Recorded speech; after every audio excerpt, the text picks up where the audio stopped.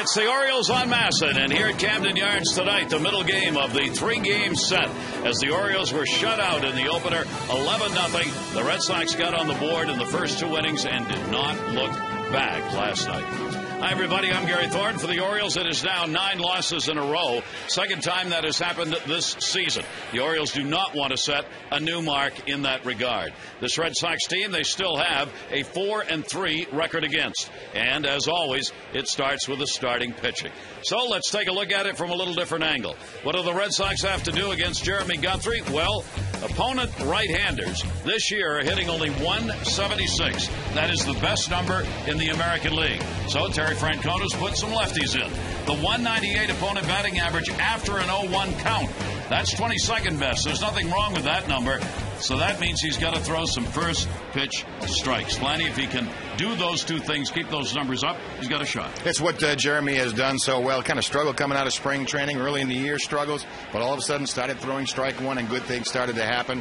We've been tracking it. Both these starting pitchers tonight do the same thing. When they throw strike one, you're in for a lot of trouble. All right, then let's look at the other side. For the Red Sox, he has beat the Orioles 10 times. John Lester, a 195 opponent batting average, is the best in the American League. He is 10-0 against the Orioles. However, Wigginton and Tejada have hit him pretty well. Yeah, there'll be a lot of pressure on the middle of the Oriole lineup tonight to get something going, try to string multiple good at-bats together. And again, they're going against another tough customer and another left-hander. And the Orioles offense has not been able to find a way during this losing streak to get the runs. They've had 0 or 1 run in 6 of the 9 losses.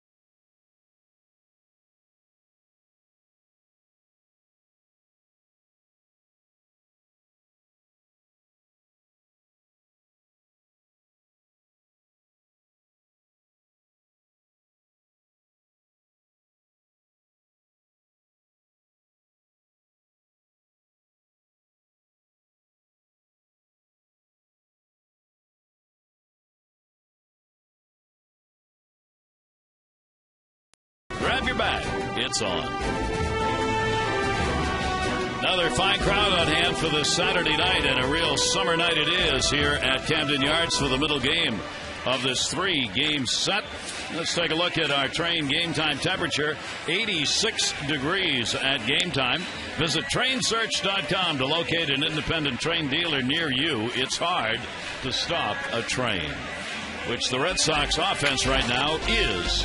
Starting lineup brought to you by Southwest Airlines. Scudero, Pedroia, and Ortiz. Youkilis gets to play third tonight. Martinez, Drew, Veritek will catch. Josh Reddick, just called up today, will play. And so will Bill Hall. J.D. Drew against the O's, big numbers. Look at the scouting report on Jeremy Guthrie. It is a walk like this. He's only allowed 4 walks to right-handed hitters and over 119 at-bats against Jeremy this year. No yard work. One thing he's done extremely well this year is also cut down on the home runs. He's allowed 8 home runs in 70 innings of work, where he allowed 35 last year. And cold water. He's going to need to throw some cold water on this Red Sox lineup that has scored over 40 runs the last 5 games. Thought they had 40 runs in the last 2 games. Pretty close. Pretty close. Halfway. Jeremy Guthrie, fewer hits than innings pitched. You always like that. And as Mike said, with that walk number down, he's been able to work without a lot of runners on base. Juan Samuel's second game, looking to the far side. And the Red Sox dugout exchanging a salute and hoping tonight that his ball club can come away with a win. Terry Francona's club 32-24 coming in. And standing in, Marco Scudero. 3-game hit streak. He had a 3 for 6 in the ball game last night. Guthrie gets it into him for a strike, and we are underway. Yeah, one of those a home run last night in the 8th inning. Scudero's done an outstanding job for them in that leadoff spot. Those hits last night, 3 of them tied the season high for him. And he'll ground that one to short as Turso. And gets the out. Our defense brought to you by Cisco Federal, a proud mission partner to the United States Department of Defense. Patterson left, Jones in center. Markakis will play right field. Tejada at third. Torres, Lugo, and Wigginton, an infield that has committed 19 errors over this year, and Wieters will be behind the plate. Little evidence of the new manager today. Almost a half hour earlier than normal. He had some of the players out on the field today to take infield as Pedroia stands in. Juan Samuel will make it a regular practice. This was going on at about 3:45 today, and Samuel himself was out there hitting fungos as he had the infielders, the starting infield for tonight's game, out to take early ground balls. He'll be doing more of that. A 2-0 count. Pedroia, 4-game hit streak. Pedroia had a 2 for 4 in the ballgame last night. He'll foul that one off, and let's check in with Amber. Well, Gary, that early infield practice taking some ground balls was initiated by Miguel Tejada. He came to Juan yesterday and asked if they could do that because they felt during batting practice that you really didn't get a chance to work on things like footwork and throwing with the ground balls because there's so much happening on the field. And Juan thought it was a good idea and headed out there early today. Gary? And they did just that, and they intend to do some more of it. A 3-ball, 1-strike count now on Pedroia. John Shelby back. You saw standing next to the manager. He attended a graduation last night, so he'll be back at first base. Guthrie to Pedroia, and he walked it. And that is something Guthrie has stayed away from this year, averaging only 2 walks per 9 innings, which is 9th best in the American League. Yeah, just his 5th walk of a right-handed hitter all season. And Pedroia gets it. David Ortiz, the designated hitter, will stand in. Talking to Red Sox folks, players, coaches, broadcasters over the last couple of days, virtually unanimous that the Red Sox season turned around when David Ortiz turned around. But once Big Papi got it going, the Red Sox were going. And he's got it going right now. Big shift is on. Guthrie will come inside to him. He is 8 for 36 with 3 home runs lifetime off Guthrie. Most of this Red Sox lineup has seen a lot of Jeremy Guthrie and vice versa. When you're pitching in this division with the unbalanced schedule, you see a lot of each other. No surprises. On a check swing, that actually hit the bat and is fouled off at the plate, and a 1-ball, 1-strike count on Ortiz. For Jeremy, the reason the left-handers are in there, they're hitting .302 against him. Right-handers, that 176, the lowest batting average that a pitcher has in this league against right-handed batters. But lefties, .302. So the lineup has been sculptured by Terry Francona to get his lefties in with Ortiz, Martinez, Drew, Veritek. Here's the 1-1. That'll be down to first and just missed. A foul ball hit so hard Wigginton couldn't get to it even though he was standing in the bag. Some of the better numbers around Major League Baseball. Lowest average versus right-handed batters. Guthrie right at the top. Jimenez is having that monster year with Colorado. Linscomb overwhelming stuff. Some pretty good names on that list. The other one's pitching too. John Lester. Yeah, he was 5th on that list. I didn't want to mention it. I thought you saw that. And a throw over. Pedroia back to the bag. Dustin Pedroia, a couple of stolen bases and 3 chances. Not likely to run when you've got Ortiz, Youkilis, Martinez behind you. You do not want to make an out on the base paths, especially now the way the Red Sox are hitting.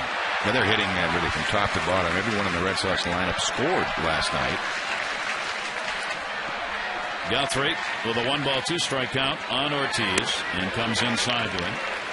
Ortiz has had 8 homers in his last 19 games, and he is now 7th in the American League with 12 home runs overall. But you're right, it all evolves around the man in the middle. Ortiz is hot. It makes the 5th, 6th, 7th hitters better hitters. The top of the order, you pitch more carefully when he's hot, or just being, just being Big Papi. Here's the 2-2 delivery to him, and he takes it to right field. Nick Markakis will get over, and he's done it. Ortiz is out of there. Once again, is he the MVP of this ball club? There are a lot of numbers that say yes, he is. Kevin Youkilis. Yeah, he does a lot of different things extremely well. He's leading the league in walks by, I think, 6 or 7. He's leading the league in runs by about the same number. He's shown more power over the last couple of years. And actually, his walks had diminished last year, just 77, which is a low number for him, already about halfway there. Runner at first, 2 down. Youkilis comes in with a 4-game hit streak. And he'll take the slider on the outside corner. Youkilis, the homer single last night, gave him a 2 for 5 in the ball game. And Kevin Youkilis this year is hitting .333 off the Orioles, 3 homers and 9 RBIs. 0-1 count. And he rips that one. He's got another base hit. Pedroia's going to make a big turn. Over to get it, Corey Patterson. Pedroia's being held. Good play by Patterson to get it in. And a double for Youkilis. Well, once again, the opposition jumping on the Orioles. It's something that's happened with great frequency on the year. Not a run in the books yet, but Red Sox threatening. Again, after strike 1, usually Jeremy Guthrie's about as good as there is. It's a little bit too much of the plate and up a little bit, and Youkilis turns on it. But this year, the Orioles have been outscored in the first inning 40-18. And Jeremy Guthrie has 1 inning. It's definitely his worst of all of them. It is the first. He's allowed 8 of the 32 runs he's allowed this year in the first. 8 runs on 14 hits in the first inning with a 5.73 ERA for the first inning. Here's Victor Martinez. Martinez will take it up high for a ball. Martinez had a big 3 for 4 in the ball game last night. Vastly improved, as are so many of these Red Sox hitters. Once they got it going, all of them got it going at once. Martinez hitting .482 right-handed, .210 left-handed, and a strike called on the inside corner. Well, Guthrie will try and work his way out of the inning by getting Martinez right here. To Martinez against Guthrie, only 6 at-bats, 1 hit. Runners at second and third. And the 1-1 delivery to him went outside with it and missed on a 2-1 count. Orioles starters have not fared well of late, especially during this 9-game losing streak. Orioles really need a long-distance performance from Jeremy Guthrie in this ballgame. 2-1 pitch to him will be fouled away. Take a look at the starters. Started out in April with not many wins, but a decent ERA. In May, got some more wins. ERA down a little, but in June, starters are 0-4 and an ERA of 9.5. Nearly hit the wall in June. Had that rollover April where they started 2-16. Now you had a 0-9 in the overlapping months. 2-ball, 2-strike count. Guthrie to Martinez. And he swings and misses, and Guthrie got him. A big out right there early in the ball game. No runs runs, 1 hit, no errors, 2 are left in scoring position. We'll take a look at the lineup for the O's when we come back.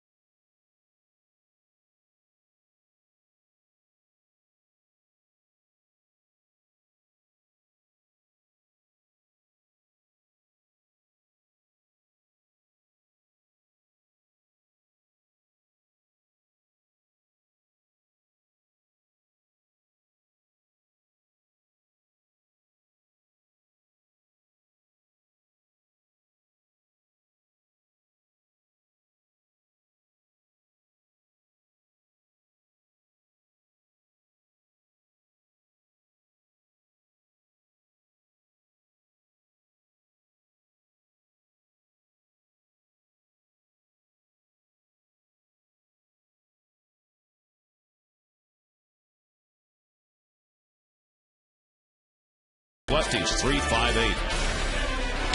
Feel like John Lester, dead ball here. The lowest batting average against overall, 195. No June swoon. Pitcher of the month in May. Outstanding 5-0. 45 Ks in 44 innings and just 24 hits allowed. And on the run. He's been on a run since April. He's not lost a game since then. In 8 starts, he's gone 6-0. Be making his 12th start today. Last loss, April 18th against Tampa Bay. He went 0-2-1 in his first 3 starts. Had another no decision, and then the win streak started. Corey Patterson will lead it off. Patterson had an 0 for 3 in the ball game last night. Corey hitting at .238. And gets jammed unmercifully right there. 0-2. And that's something we'll probably keep or try to keep track of with both pitchers. When they go strike one, a lot of success.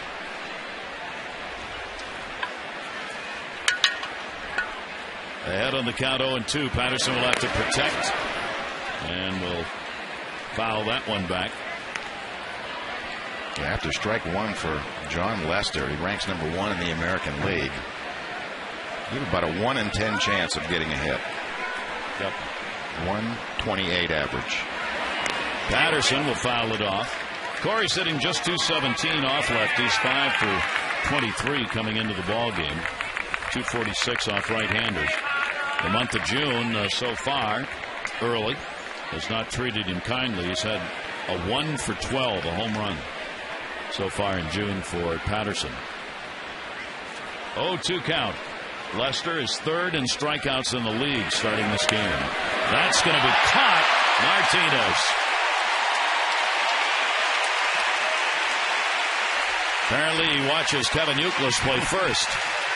Tested right away. Usually behind the plate, but he can play some first base. Step and a dive. Sort of frustrating for Corey Patterson, one of the tougher lefties in the league. Line off a bullet. Miguel Tejada in the number 2 spot again for Juan Samuel. The Orioles have not had a lot of power numbers of late. Tejada, you see the 4 home runs, 22 RBIs, 131 at bats without a homer. Second longest of his career. And Lester will get the pitch in for his strike. Longest stretch for Tejada, 173 at bats from September of 08 to May of 09. He's up to 127 at this point. Tejada will take that one down the line and right. J.D. Drew is under it, and there are 2 away. Take a look at the Red Sox defense. Hall will be in left. Josh Reddick will be in center. J.D. Drew will be in right. Kevin Youkilis again will be playing third base tonight. Marco Scudero will play second. Dustin Pedroia at second base. Victor Martinez at first. A little adjustment. Veritek will be behind the plate after not playing in last night's game. 2 down and nobody on. Terry Francona's ball club right now getting some outstanding starting pitching, and John Lester is certainly a part of that. Here's Nick Markakis. Nick had an 0 for 4.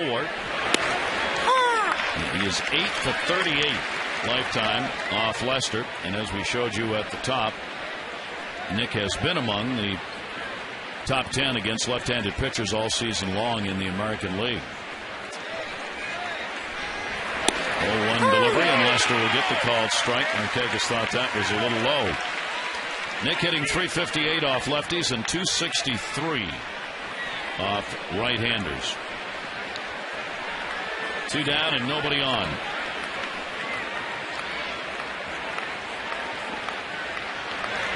Lester's 0-2 is a chopper down to third, and that will go foul and stay there.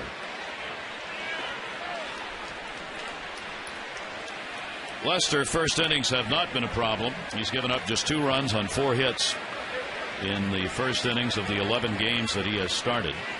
There's the number Mike was talking about, those last 8 starts. He's been virtually unhittable.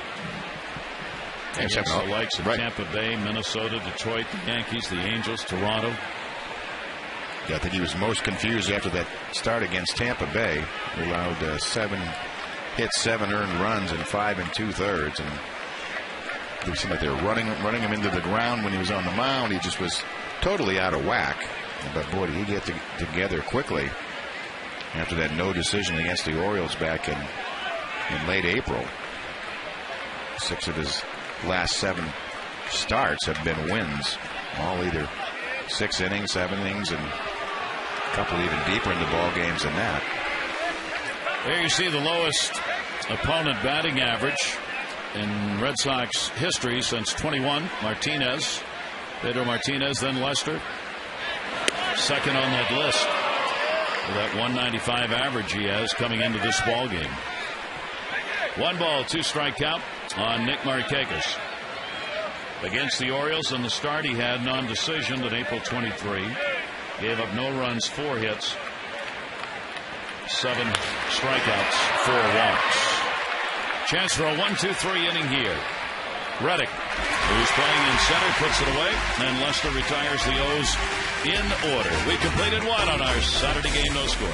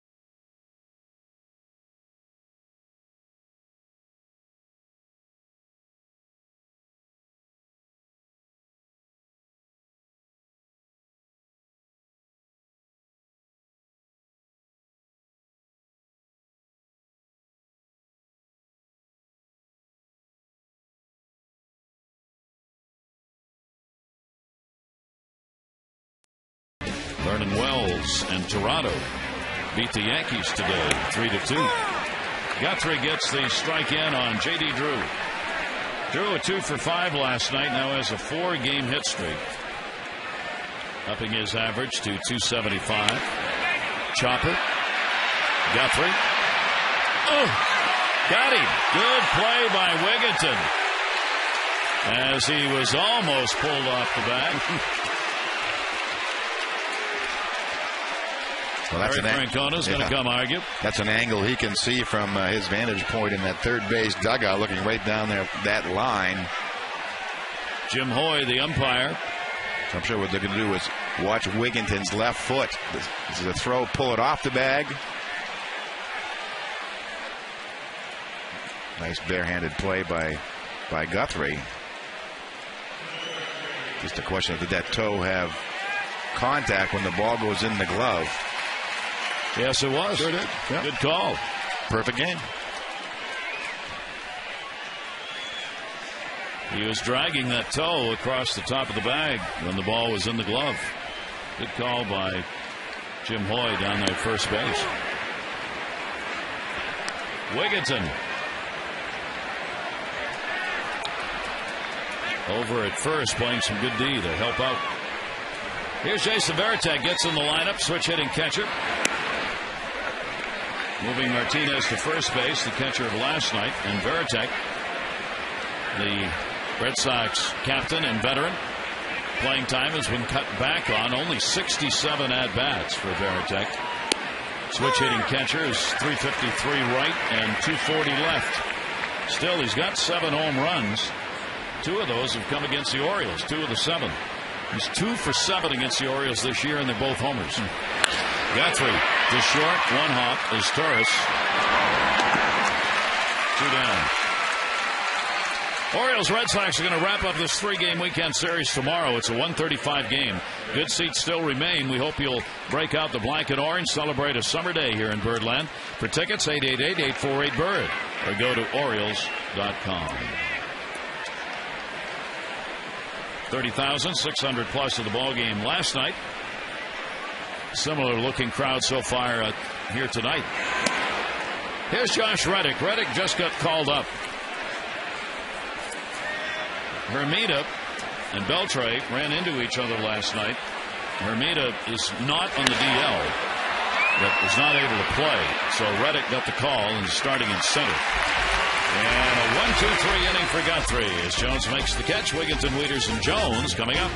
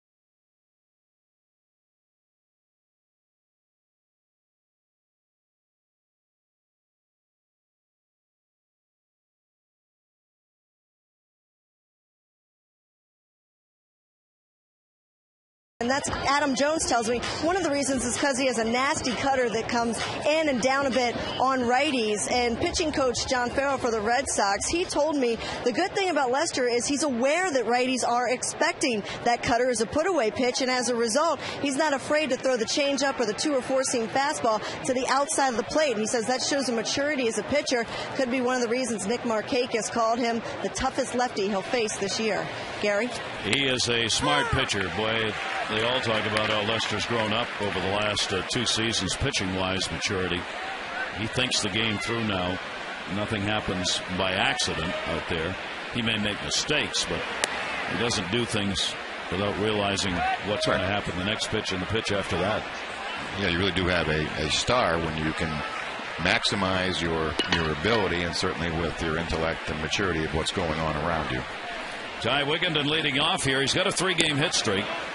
Wigginton against the lefties, 236. He's done much better against right-handers, 305.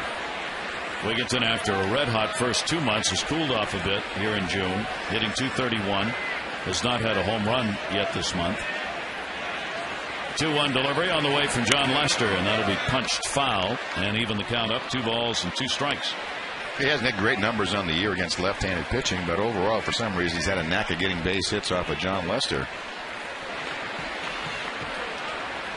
He has the highest career batting average of anyone with 15 at-bats. 7 out of 14, pretty good. Not bad, including a home run that he has put up against Lester. He and Tejada have the 2 best numbers in the lineup against the Red Sox starter in this game. Holding the count at 2 balls and 2 strikes. Told you that the Toronto beat the Yankees 3-2 today. It was a 14-inning ball game, and it was kind of funny. Terry Francona before the game was asked, even though it's so early, are you looking at the standings? And he said, well, actually, I did want to look at the standings today because I know things are getting tighter, but they don't bring the stats to me anymore. I don't have the standings here. Did you have to tell him where he was? I did. 3-2 delivery and a strike called, and Wigginton didn't think so. So Lester will get the strikeout, his first. Can you talk about that pitch? Just slides right across. Target is on the outside. Sometimes you just get around the pitch and it'll cut to the inside. So not exactly where he wanted to end up, but ended up on the black inside. He has 78 strikeouts in 73 innings. Wieters with the 0 for 3. In last night's game, now has not had a hit in his last 17 at-bats. Juan Samuel saying before the game today, time for Wieters to get a break. I want him in there tonight because he's got great numbers against Lester. But tomorrow, he's going to have a day off. Here's the 0-1 pitch. That one will be fouled away. More about mentally settling down than physically. Yeah, I mean, he spent a lot of time on defense, only the way the club has played so far. It's a lot more time than on defense and offense. You say, well, it's just the beginning of June, but he's logged a lot of miles and a lot of innings. You always keep track of the pitchers and their pitch count, but somebody has to throw each one of those back. Exactly. Down to third. Euclid is there. And there are 2 down. And we invite you to cast your Scott's All-Star ballot at Lowe's and enter to win the VIP All-Star Experience compliments of Scott. The Lowe's home field advantage this season for the Orioles here at Camden Yards. Wigginton, Scott, Tejada, and Jones. Distinctly different numbers for all 4 at home when compared to their numbers on the road. And here's one of those with those numbers. Adam Jones had an 0 for 3 last night. He will take that for a strike. He's 5 for 22, lifetime off Lester.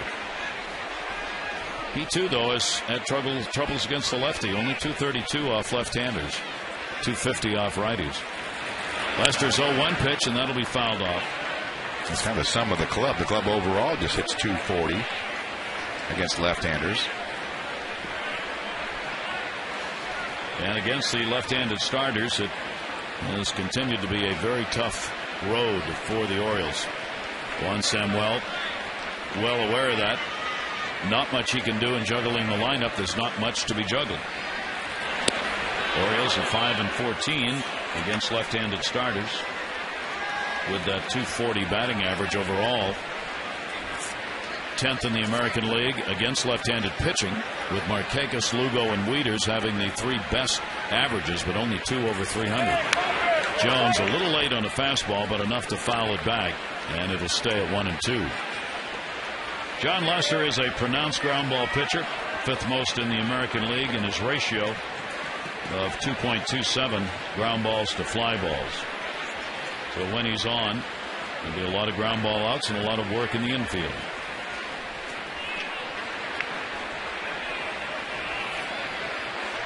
Two down, 1-2 count.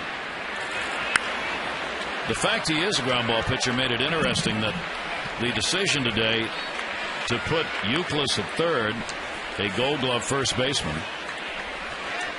He's at third base with Beltre out, and Martinez, who's really a catcher, he puts in time at first, getting the start over there, because your infield is going to play an important part in this game if Lester is on.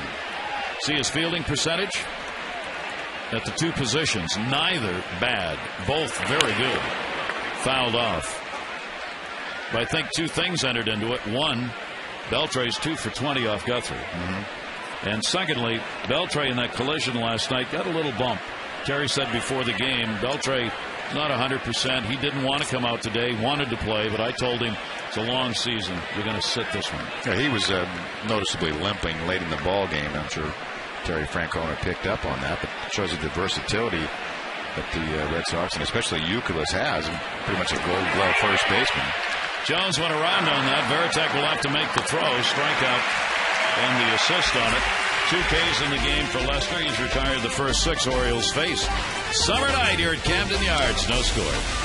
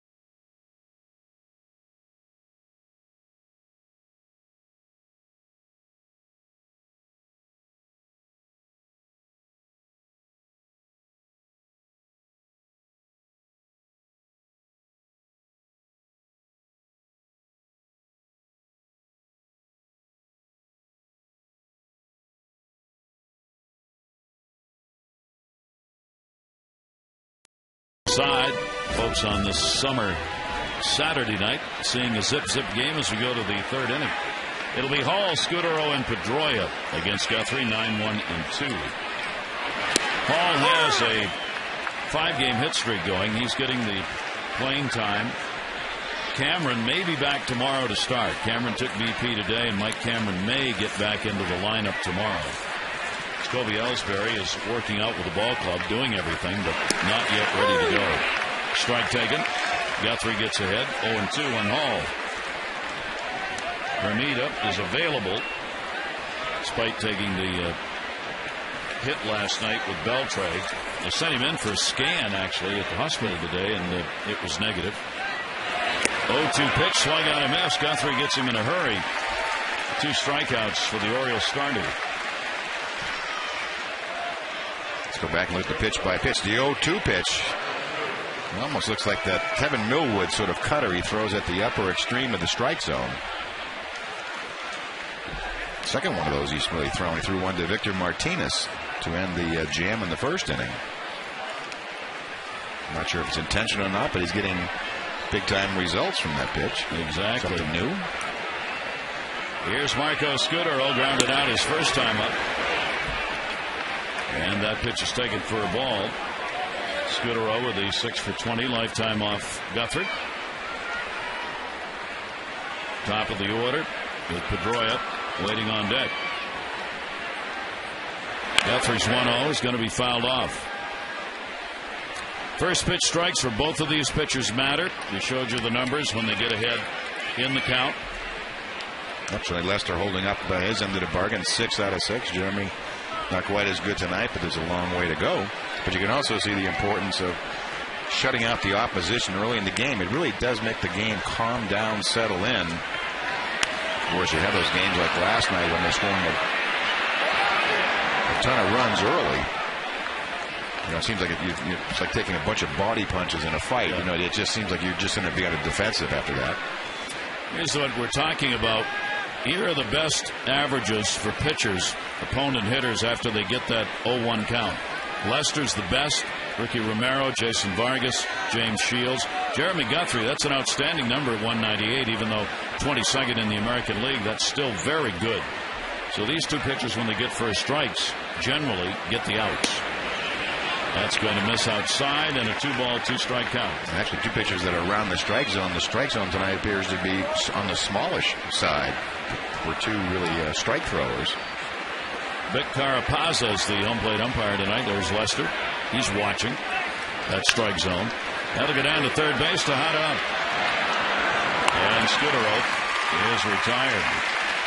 Tomorrow is the last chance to join Orioles Reach and the Maryland Food Bank for the 24th annual food drive. In addition to donations and non-perishable food items you can bring to the game, you can also go to virtual food drive at mdfoodbank.org/Orioles. We hope you will join in. If not today, then tomorrow on the final day of this drive. Info at 888-848-BIRD. Collections being taken tonight here at the ballpark as they were last night. Pedroia. He drew a walk his first time up. 2 down, nobody on. Scoreless game. Jeremy Guthrie, 1 win, 5 losses, lifetime against the Red Sox. This is his 13th career start against Boston. He has a 4.73 ERA against the Red Sox. Trying to break this 9-game losing streak the Orioles have. It matches their longest losing streak of the season. They have scored only 14 runs during this 9-game streak. And they're up against the Red Sox team that has just been pounding it. 1-1 delivered. And that'll be taken away. During this losing streak, the team average is 190, 152 with runners in scoring position, a little over a run and a half a game, and only 11 base hits in the 9 games. And you see the averages. Not minuscule. No.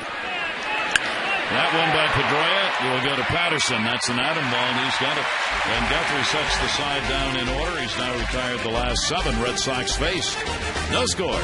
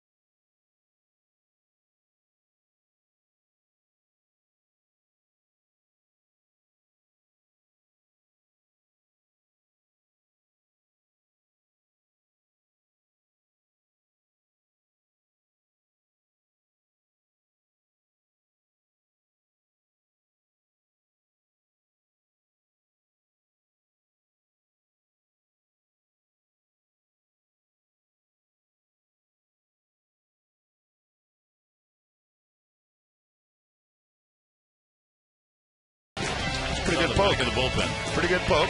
Yep. It's doable. Here's Garrett Atkins. Did not play in the ball game last night. He's DHing in the ball game tonight.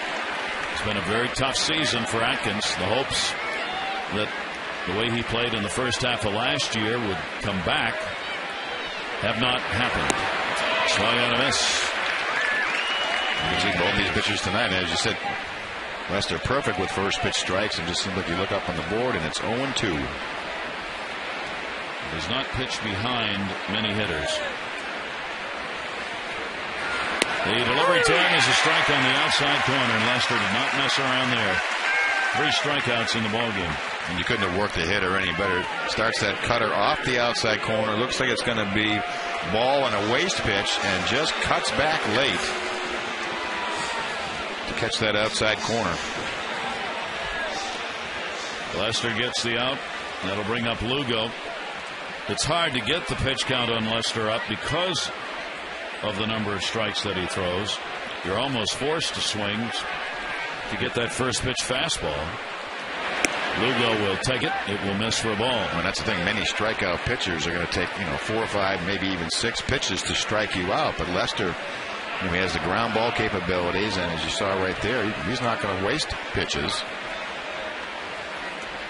1-0 delivery. Lugo will take it inside. The other thing to look for too was with a strikeout pitcher like Lester, the way to tell that he has outstanding control is look at the number of called third strikes. 2 of the 3 tonight. That tells you that he's making good pitches. He's not just overpowering people. Lugo did not play in the ball game yesterday. 2-0 delivery to him, and he gets ahead on the count here, 3-0. Lugo had an 0 for 4 Thursday against the Yankees. Ended up with a 2 for 14 on the road trip. Lester will walk a few. He's walked 32. Lugo taking all the way, and the count goes to 3-1. Lugo will be followed by Torres. 3-1. Fair ball. Not going to make a play on that one. And Lugo, I believe, will be credited with a base hit. And the Orioles get their first hit. First base runner of the game. It's almost as if he hit a change. If you see the familiar hop by Euclid. And dove a little. He overplayed the ball. Died a little prematurely and off the heel of the glove. But sometimes fielders will misinterpret the ball at the bat too, and that was like he hit a changeup. It is a single, so the Orioles get a man on here in the third, and here's Torres. Torres had a 1 for 3 in the ball game last night. 2 for 7 lifetime off Lester. Euclid plays on the grass at third. Try and take away the bunt. Torres tries to punch it between first and second, where he's got the big hole and fouls it back for a strike. Yeah, try to make something happen. An offense that's really gone through one extended drought. Only 2 teams in all of Major League Baseball have scored less runs than the Orioles, and they're in the National League. The Pirates and I think it's Houston. Not the category you want to be in. 0-1 on Torres. Lugo not a big lead. Torres will take it inside. The Orioles shortstop 209 off lefties, 235 off right-handers. Checking down with Gary Allenson at third base. Juan Samuel would love to be able to generate movement on the field. Hit and runs, try and steal, be aggressive. Try and use those kinds of plays to get the offense going. 1 ball, 1 strike count. And right back to the mound. Lester, short, Scudero, in the dirt, not in time. Good pick by Martinez, but that developed too slowly to get 2.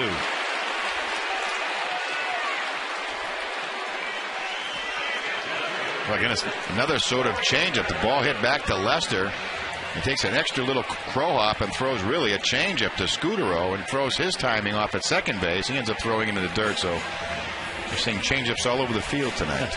Scudero had to throw flat-footed. He was already there, and the ball wasn't, so he had to stop. Right, you lose your momentum. And Lester, when he took the extra little crow hop, Lost his power on the throw to second base. 2 down. As Torres now on, and here's Patterson, who lined out hard to Martinez at first. Martinez made a nice play on the ball.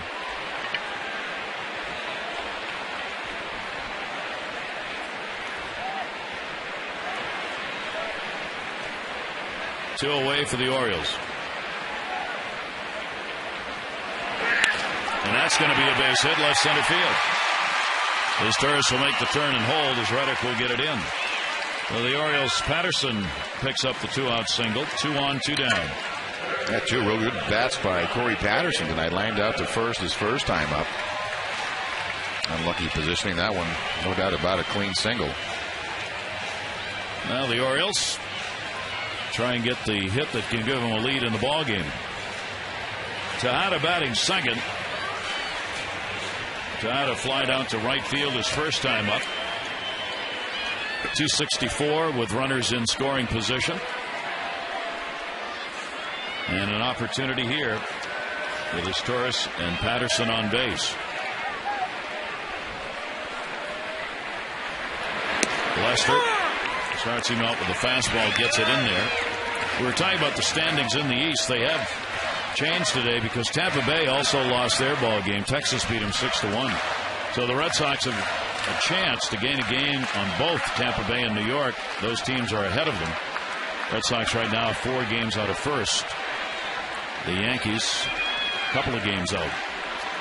Here's the 0-1 delivery. Tejada off-speed pitch out in front of it. 0-2. So Miggy talking to himself. Go back and look at the reason why. Late breaking cutter. Reminds you a lot of Andy Pettit's cutter. It's just so late you don't really get to read the spin like a normal slider. Our Exmo brought to you by H.H. Gregg. We make buying TV and appliances simple. H.H. Gregg, price and advice guaranteed. 0-2 count, 2 down. Tejada in on that back foot a little bit. Yeah, you can tell how you really can't read the spin. You can see Miggy clear his front foot. He probably was more in danger of hitting his back foot.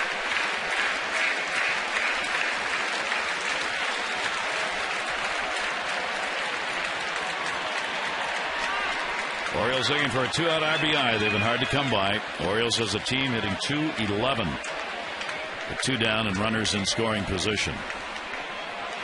And only .215 overall. That number has been just a big bummer for the Orioles all year. Even when they've had chances, they've just not been able to get the big hits. John Lester wanted the signs again. 1 ball, 2 strike count. As Torres and Patterson get their leads. And Tejada off the fist to third. Youkilis has this one. And Lester gets the out. No runs, couple of hits, no errors. 2 are left on base. 3 complete and no score.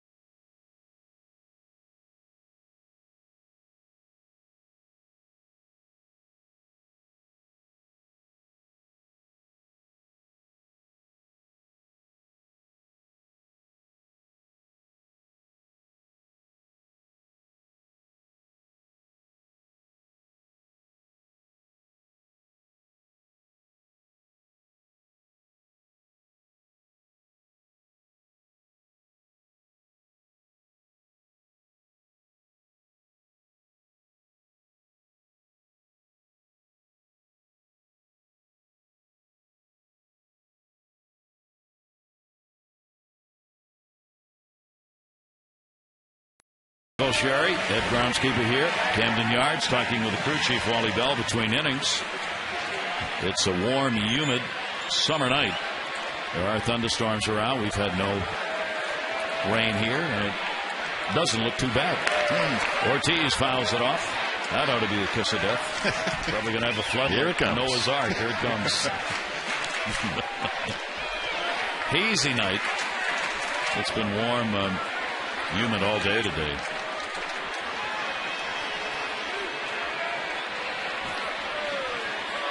Ortiz 0-1. Even if they showed rain, I wouldn't acknowledge it. No, not now. You can't now. You can't. Refuse to acknowledge any rain. Here's a look at our whirly-bird weather. No rain. 1 ball, 1 strike delivered to Ortiz. Orioles have held Ortiz to just a 167 batting average. He's only had 4 hits and 25 at bats. Now 3 of the 4 have been homers and 4 RBIs. It's clearing up. The problem is not in your picture. It is here at our studios. We are creating rain. It's not really raining. It's a dry wetness. It's a very dry wetness. Clearly will not interfere with play since it's a day game tomorrow. Not going to affect us one bit. Not one bit. 3 ball, 1 strike count. Ortiz, Youkilis, and Martinez against Guthrie. Thought about it, and it hit the bat. That's the second time in 2 at-bats that the ball has actually hit the bat rather than the bat hitting the ball. He's tried to hold up. Yeah, that check swing, that Big Papi starting that power stroke and just tipping the end of the bat. 3-2.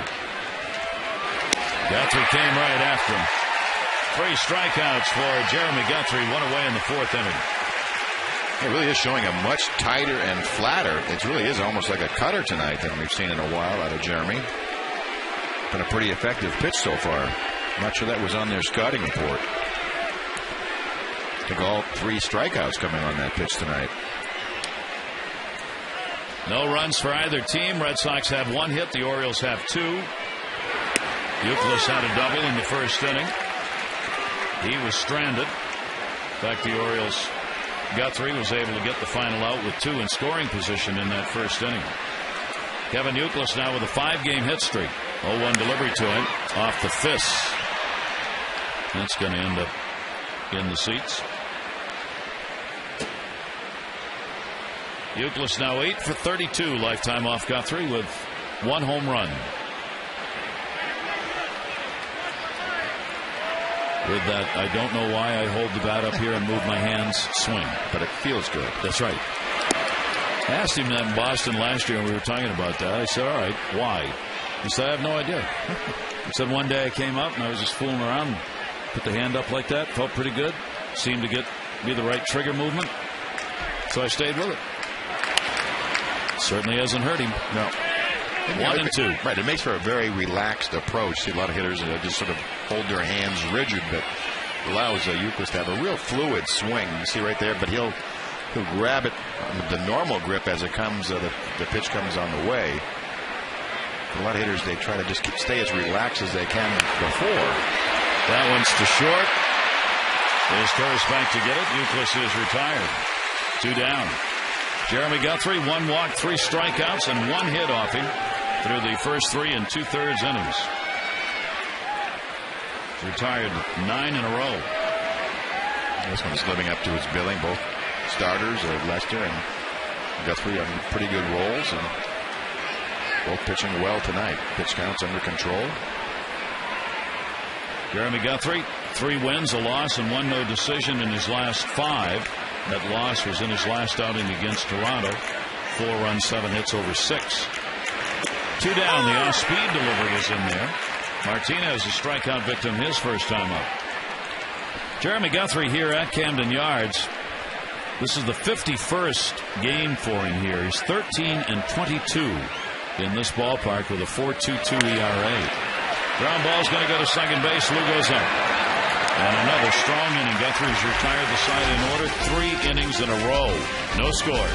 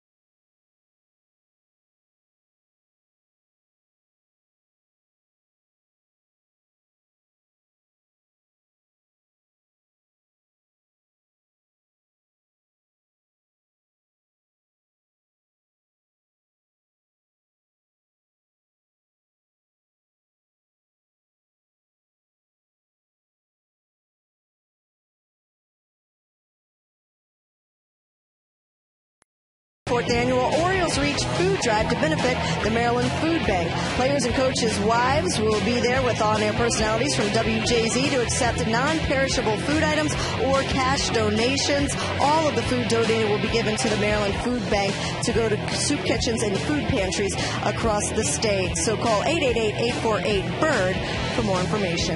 Gary? And Amber, more demand than ever on the shelters and food banks, so please do give. Even if you're not going to come to the ball game, if you come by, drop off a non-perishable item or make a donation. John Lester will face Markakis, who flied out his first time up. Nick hitting at 293. He's had an 0 for 5 so far in the first 2 games of this series. Against Lester now, 8 hits and 39 at-bats. So these two have eyed one another a few times. 0-1 delivery. And that's going to miss inside. Orioles have won the first battle. That's getting through the first 3 innings without giving up a run. And I mean that earnestly. That matters because the Orioles have not been able to do that. And they've just been falling out of games early. Absolutely. The first 3 innings, they've been behind the majority of the games in this losing streak.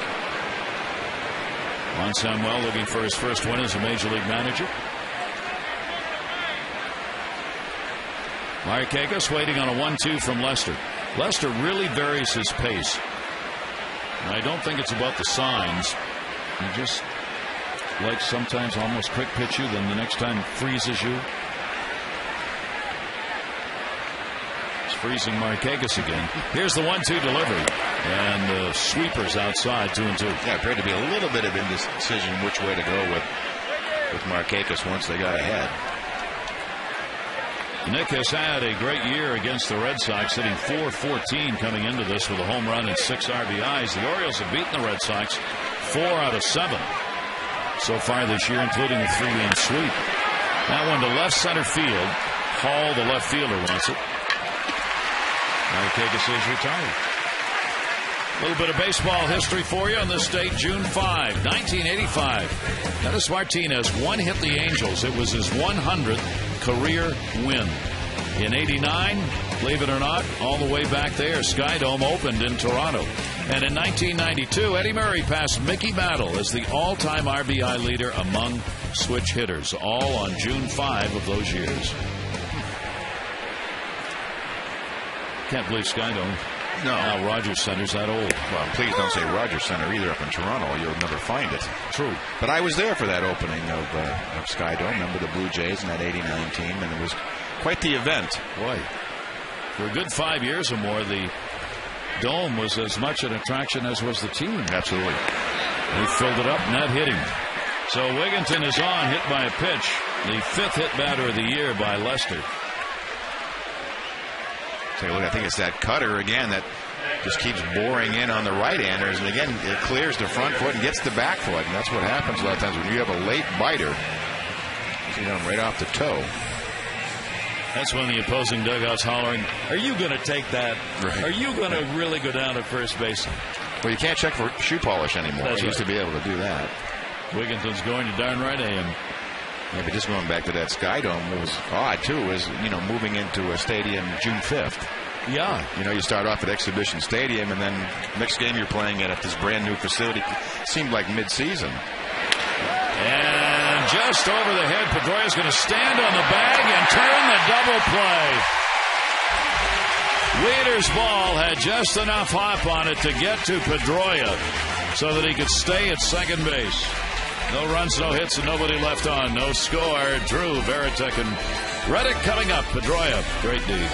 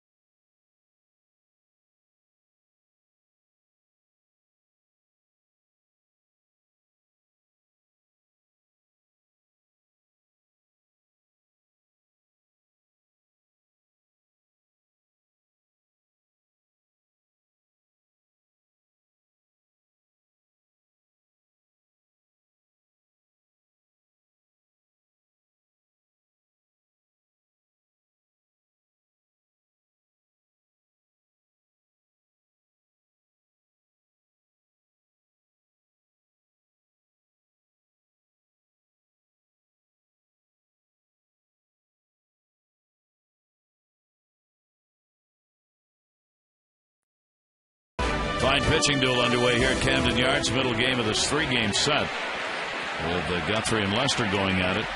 Jeremy Guthrie has Drew, Veritek, and Reddick due up. J.D. Drew grounded out his first time up. Guthrie is holding down a Red Sox team that in the last 2 games scored 18 runs on 34 hits, 16 extra base hits, and 6 home runs against Oakland and against the Orioles. Down the line and left, Patterson a long run and gets there.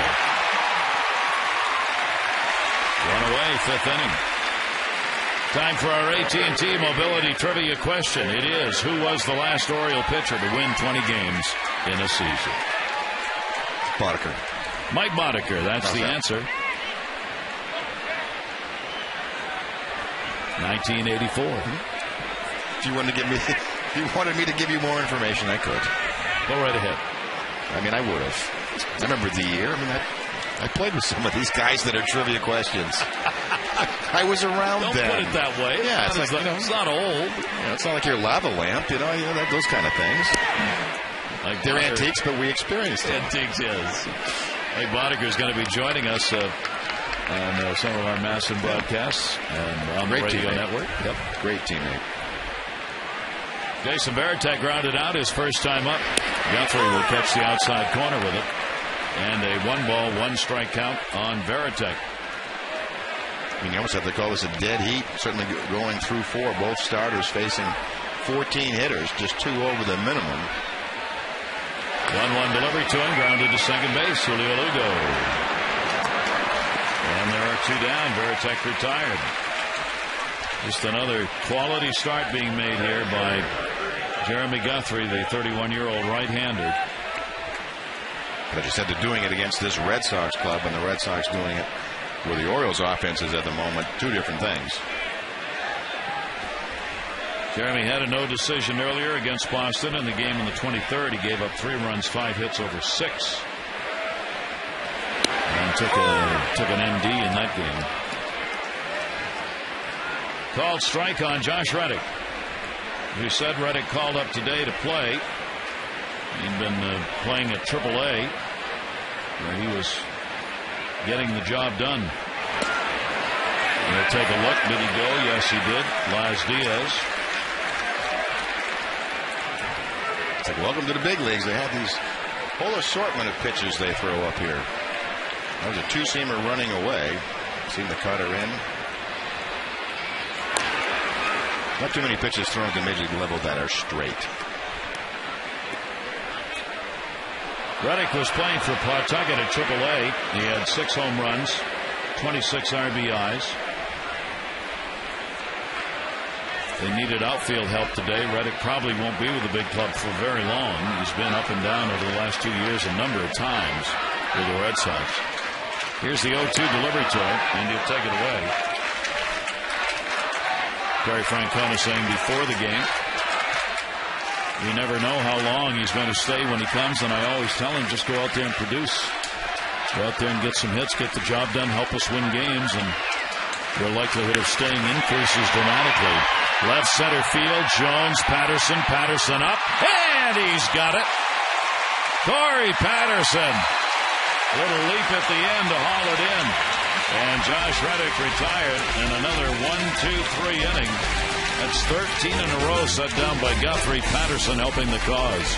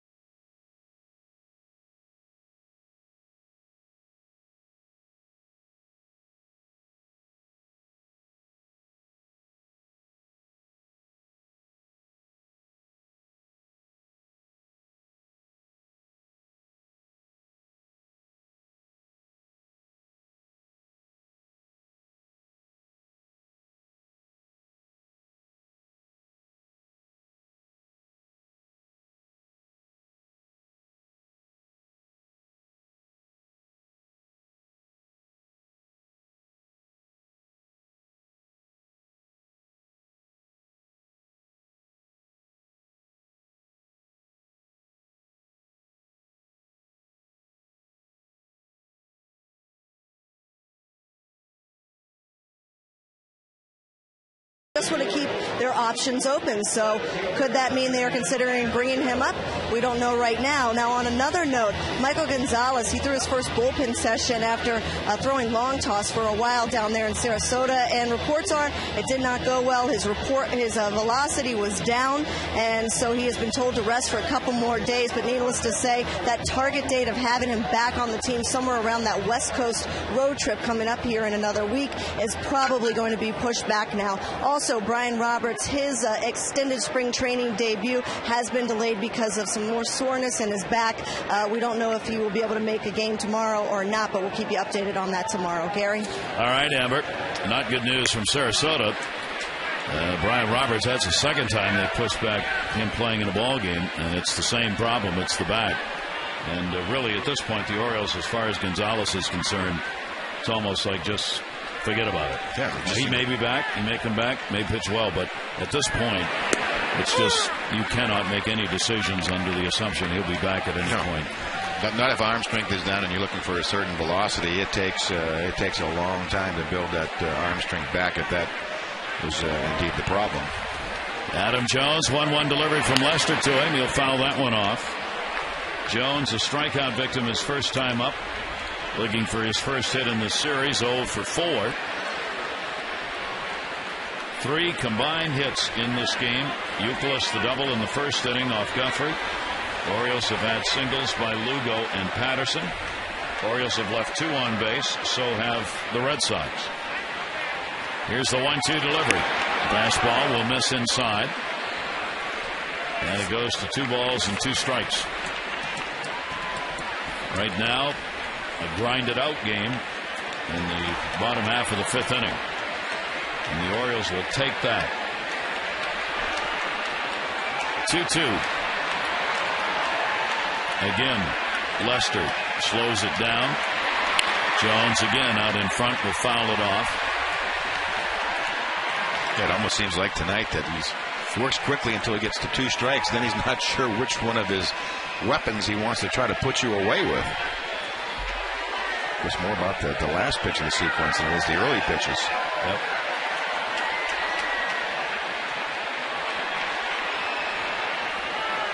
Jones at 2-2. Orioles trying to build off that defensive play by Patterson. And that's a base hit into left field. Lester left that one up, and Jones was not going to let it go by. So the Orioles get a leadoff single here in the 5th. I want to remind you, the Orioles have the Yankees coming in Tuesday through Thursday here at Camden Yards. Good seats still remain. On Tuesday, it'll be Ollie's Bargain Night. For tickets and complete details, contact 888-848-BURR to go to Orioles.com.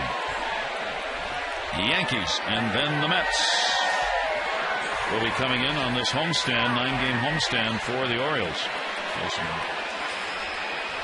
Good baseball.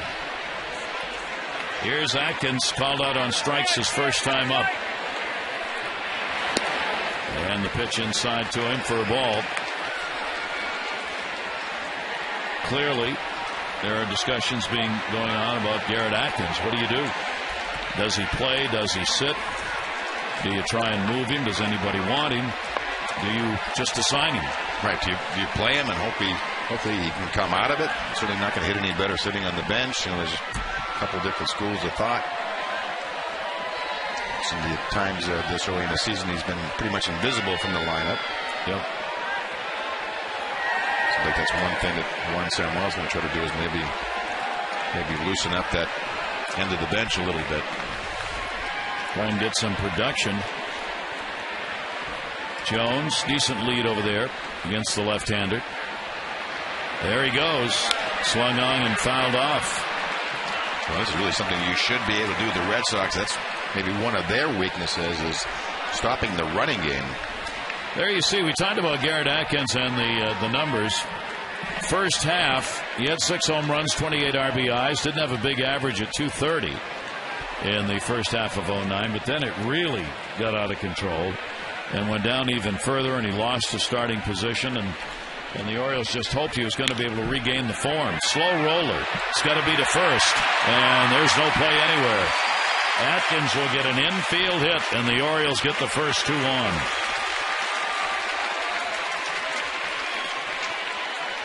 Well, maybe it's a 55-footer that'll jumpstart the offense. Maybe a swinging bunt from Atkins just out of the reach of Lester, and by that time, no play. You could actually look at try to catch Adam Jones rounding second. So the Orioles' best chance to get on the board. They got a couple on in the third inning with one away, but they've got two on here with nobody out. You've got Lugo and then his Turris. Now, do you ask Lugo to bunt here? Well, you're sensing that both starters are pitching well. My guess is that he will. They're coming in at first and third. Lugo's got one sacrifice. He does square. Now pulls it back. Squares again. Drops a good one. Youkilis up, goes to first. Sacrifice picked up by Lugo. 5-4. Moves Jones over to third, and Atkins down to second with only one out. I think there was just one runner on. You probably would not have seen a sacrifice, but with two, to move two up into scoring position against a pitcher that you've never beaten his 10-0 lifetime. Probably pretty good strategy. So now his Turris will be going after the RBIs. His Turris hit into a fielder's choice first time up. He's 2 for 8 lifetime off Lester. And at third base, Youkilis has got to be mindful of a possible bunt, even for a base hit. Martinez is on the grass at first, while they play back in the middle. And they will concede the run. Grounder to second or to short. Turris takes the breaking ball. It's in there for a strike. And Lester, we know, can be a strikeout pitcher. He had 45 strikeouts in 44 innings last month. And there's Turris at 2 for 9 with runners in scoring position in less than 2 outs. Just 2 out of 6. 0-1 count. Down to third. That's a foul ball. So Lester gets ahead on the count now, 0-2. Right, he's telling you what he thinks his best pitch is, because in this situation he's going for the strikeout, back-to-back cutters that we talked about. Jones and Atkins had singles. They are on. Each team 0 for 1 with runners in scoring position in this ball game.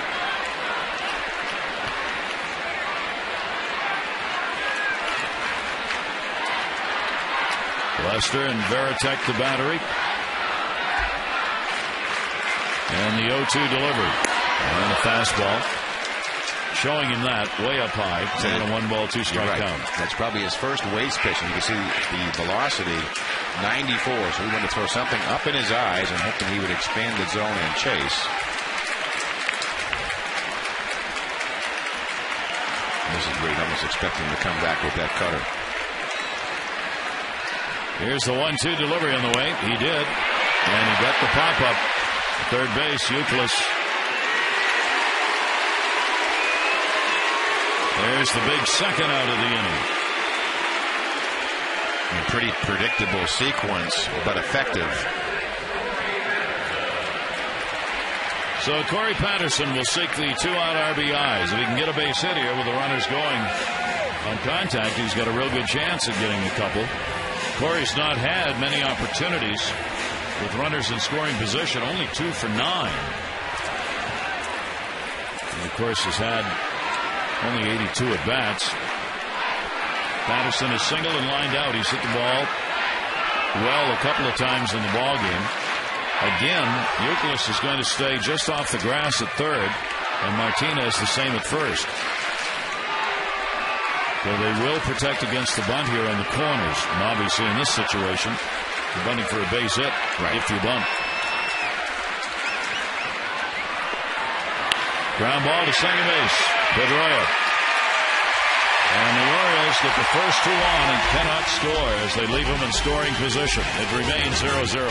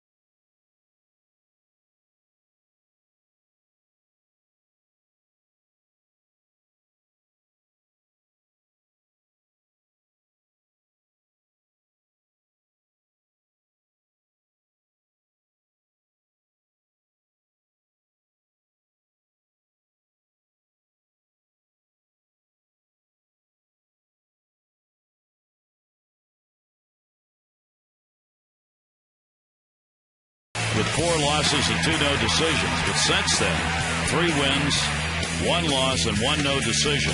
And very effective so far tonight. Absolutely. He's left the last 4 of his 5 starts with leads. A pretty good match tonight, living up to its billing with John Lester, who's coming out player of the month, and Jeremy Guthrie has really matched him and maybe has pitched better than Lester since early in the first inning. He's retired 13 in a row. And everything seemed to change for Jeremy in the first when he was able to strike out Victor Martinez in second and third and a couple outs. And you see that's all the Red Sox really have to show for tonight is Kevin Youkilis double back in the first inning. And a Pedroia walk is their offense. Again, a club that has just been tearing up pitching staffs all over the league for about a week.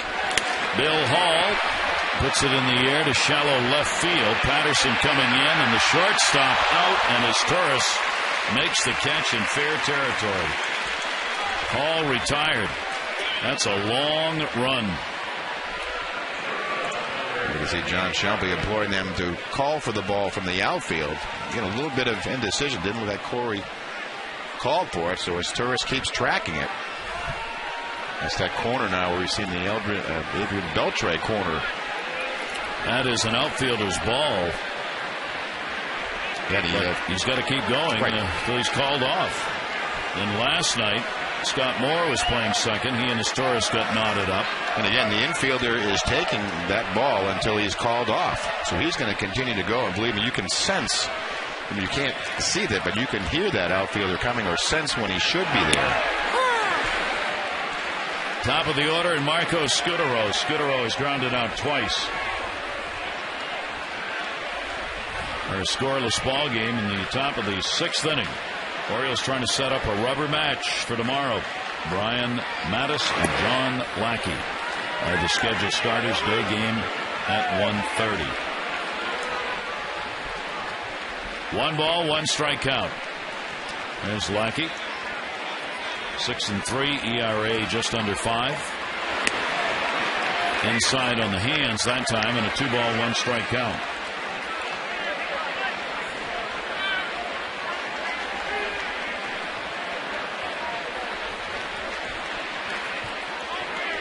Two 2-1 count. Scutaro hitting at 274.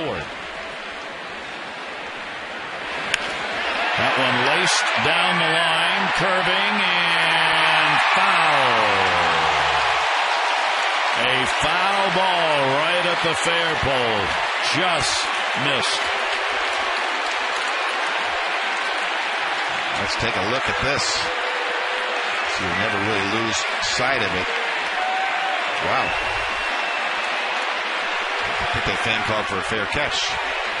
That's as close as you can get without hitting. Now the question is, did it land right behind the fair pole? I mean, a ball usually is not breaking that way. It's breaking away from the pole, but this one almost seemed to go the other way. Ooh. Ooh. Hard because you're not sure of the angle. Well, the thing is, you really never lose sight of it. Many times when it's fair, you can see the ball get lost behind the meshing of the foul pole. Now that one, you're right. Francona has asked the umpires to conference and consider a video review of this. The crew chief is Wally Bell. If they feel that the call, that they absolutely know the call's right, they won't. If they feel there's some question, then 3 of them will go and look at the video, and they're going to go look. Yeah, I think what they want to check is, did it just nick that foul pole right at the last second?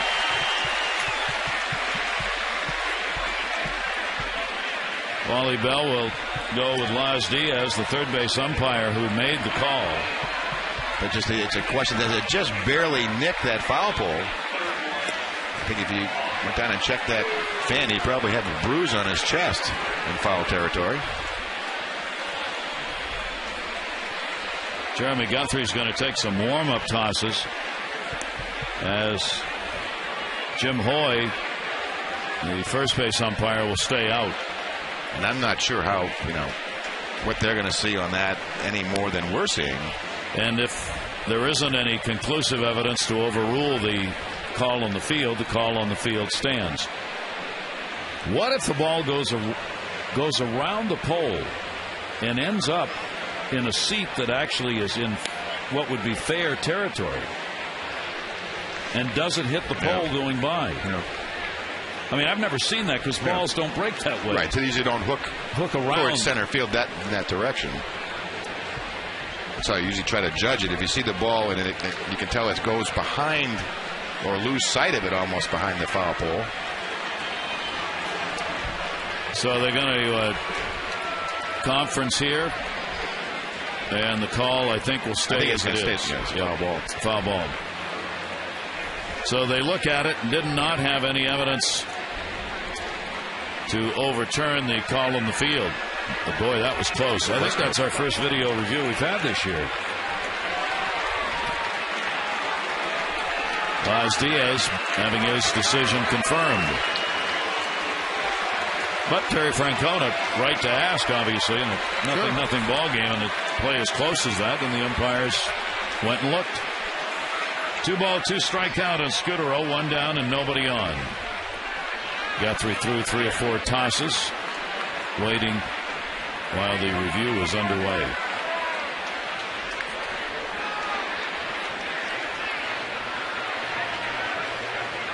Here's the 2-2 delivery to him. Inside. And the count goes 3-2.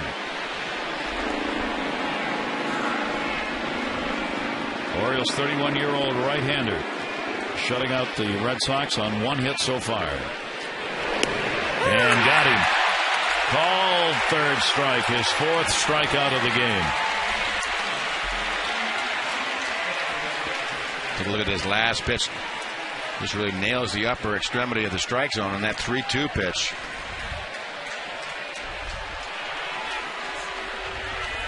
Two down, Dustin Pedroia. Pedroia's flied out and walked. He has a couple of hits and 5 at bats so far in the series. Pedroia's hitting .310 against the Orioles this year with a home run and 3 RBIs. His average against the Orioles better than his overall .260 batting average. Anchoring the number 2 spot in the lineup. Yeah, the Red Sox were struggling early on. He was really the only bat sort of carrying the offense. He had 6 home runs in April. I think he has 7 at the moment.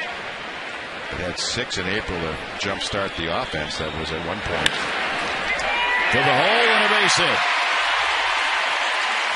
A 2-out single for Pedroia. That'll extend his hit streak to 5 games. One of Birdland's favorite annual promotions is coming up on Friday. The first 25,000 fans 21 and over will get the reversible Orioles floppy hat presented by Miller Lite. Don't miss this fun night. Family, friends, the Mets are in town. 7:05 game. Get your tickets in advance and save. 888-848-BIRD or Orioles.com. That ends the streak at 15 in a row for Jeremy Guthrie. He did a great run through the Red Sox order for about a time and a half. Now he gets to face Ortiz. He has flied out, struck out. Ortiz takes it down low for a ball. Ortiz, no hits in the first 2 games, 0 for 6. Matchup always key when Ortiz is up, though, because of the long ball. And all his power really generated against right-handed pitching. Although one of his home runs against righties. Runner goes and no throw. Leaders could not get a handle, and Pedroia had a good break. Stolen base. He doesn't get many. I think that's just his 3rd stolen base of the year.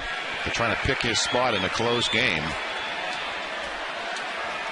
3 out of 4 for Pedroia. Wieters has thrown out 37% of base runners. Now he's in scoring position. And the shift is on. Tejada will have to move closer to 3rd to make sure Pedroia doesn't get a free stolen base. 2-0 count on Big Papi. Now with first base open, do you want to pitch to him or Euclid? Big choice. Yeah, he's going to pay me now and pay me later. Yeah. Ortiz 8 for 38 off Guthrie. Euclid 8 for 40. Not much difference there. 3-0 count. Guthrie got it in, got the ground ball to first. Wigginton to the bag. No runs, 1 hit, no errors, and 1 left on as Guthrie again gets a big out and a big call. A foul ball on Scudero. That close to being a homer.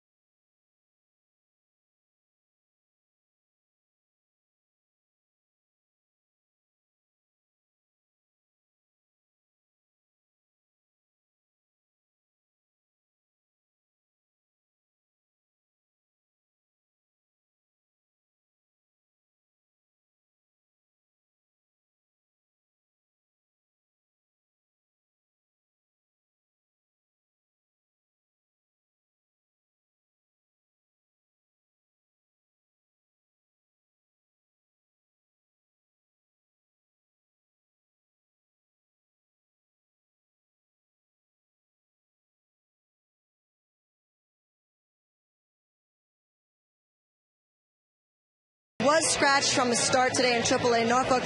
We now know that the Orioles were considering maybe bringing him up to help out in the bullpen over the rest of the weekend. That's because obviously yesterday the bullpen very taxed, pitching 7 2/3 innings. If for some reason Jeremy Guthrie was not able to go deep into the game today, they knew they would probably need another body for tomorrow. So that's what Jake Arrieta was on standby for. Now that the game is underway, Jeremy is going deep into the game. We're told that he has been moved into the bullpen in Norfolk just to get some throws in and to keep him on turn for his next start in Norfolk. Gary? All right, Amber, so he was that close.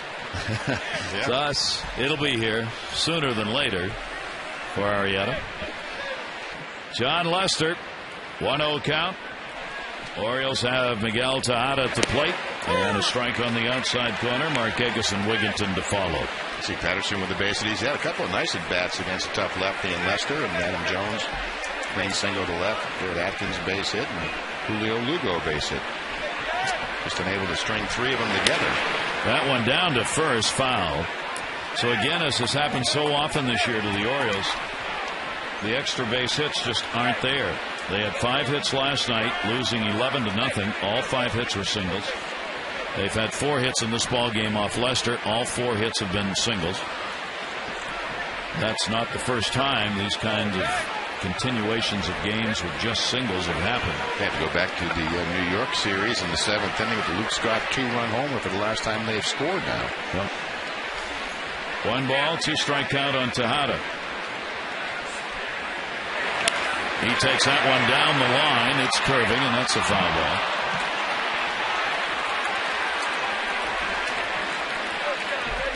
You see in the American League, the fewest extra base hits. The Orioles, second only to Seattle, then Cleveland, Oakland, and Kansas City. Fewest extra base hits in the American League. 1 ball, 2 strike count on Tejada. I guess that would mean most singles. Fouled away. 40,001. The announced attendance tonight. 40,001. That was the fan that had the baseball Scudero fouled off behind the pole. Partially obstructed. Partially obstructed in foul territory.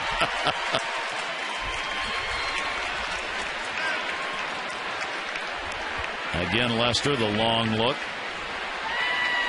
Here's the 1-2 delivery. Tejada again chops it foul. And it will stay at a ball and 2 strikes. So just trying to fight that cutter off his knuckles. He's tried the inside out and he's tried to get the bat head to it. You get it in a good spot, sort of down and in on righties. There's not much you can do with it. It's really hard to keep it fair, and it's really hard to center it. The best way to usually get it, you pull it foul. It's much like trying to face Andy Pettitte. It's very frustrating for right-handed hitters. Still a 1-2. And the fastball. Lester stared in, hoping. He did not get the call on it, though, and it'll leave the count up at 2 balls and 2 strikes. And it was in with that cutter. Then he tries to go to the outside part of the plate and just try to pick off that outside corner. Wanted it, but clearly a little bit outside. 75 pitches thrown in the ball game by Lester. 2-2 delivery on the way. Tejada. Again, the off-speed pitch. New York Sunday Times ground ball right there. And one away here in the 6th inning. Lester's really kept the Oriole hitters off balance. Here's Nick Markakis. He has flied out twice in the ball game.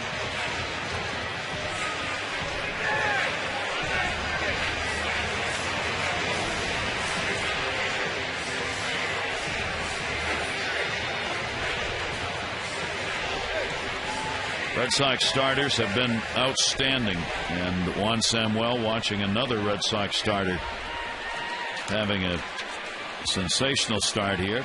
Saving grace is Jeremy Guthrie's done the same for the Orioles.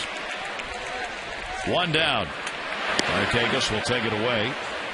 Red Sox starters have 6 innings or more in each of their last 6 games and 11 of their last 13. The starters have gone 10-3 with a 3.09 ERA in the last 13 games.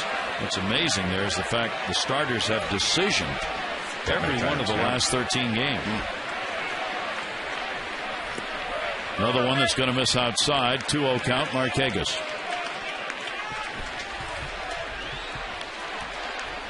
Nick at 291. He's had an 0 for 6 in the first 2 games of this series. The Orioles came into this ball game hitting .300 against Boston on the year in the first 7 games. 2-0 delivery. Markakis reached. Josh Reddick get turned around, but he'll get there. 2 down. This copyrighted telecast presented by authority of the Orioles may not be reproduced or retransmitted in any form, and the accounts and descriptions of this game may not be disseminated without the express written consent of the Orioles.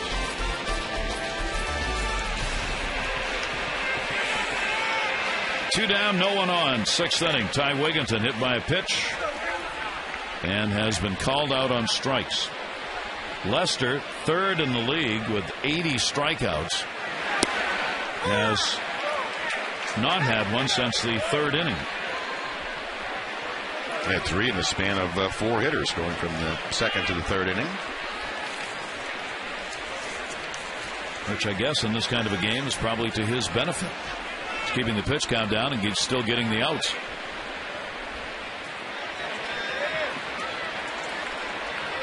Oh, 1 count.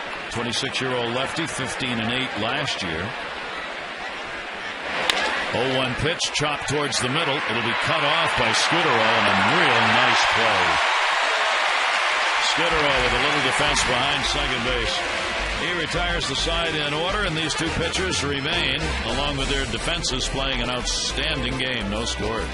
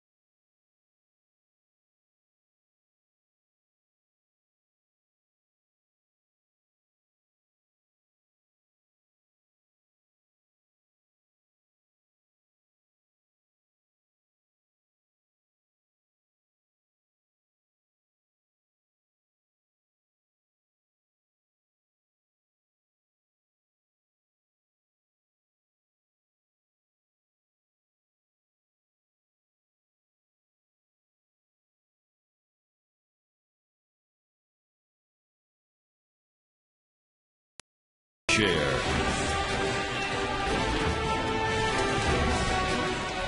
0-4-0 for the Orioles, 0-2-0 for the Red Sox. And we're going to the 7th inning. A real good ball game. A lot of youngsters on hand. Elton John. Not going to get hit by any cars. Not that young man. You'll see him coming. I love it. Euclid leads it off, a double. And a home run.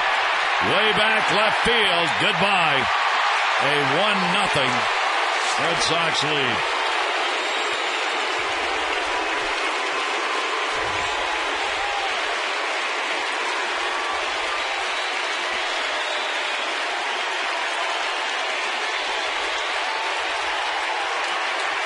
Didn't have very good numbers against Jeremy Guthrie coming in. This one stays in the middle of the plate. It's the fourth drive of the game.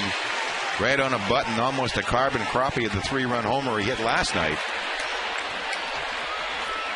Number 12. 36 RBIs for Euclid.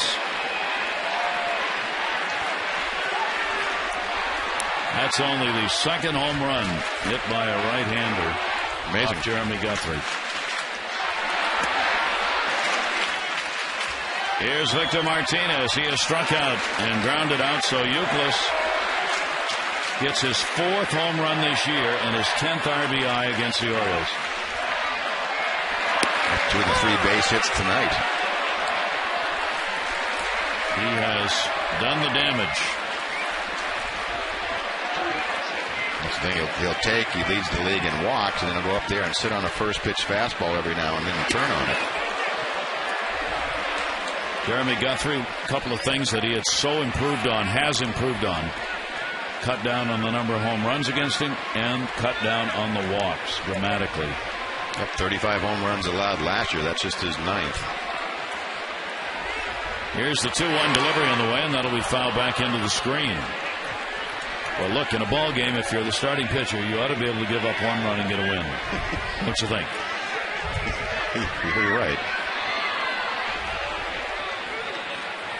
2-ball, 2-strike count. Rick Kranitz on the right, the pitching coach. And the 2-2 pitch outside. So for the moment, Euclid, the Ford drive of the game.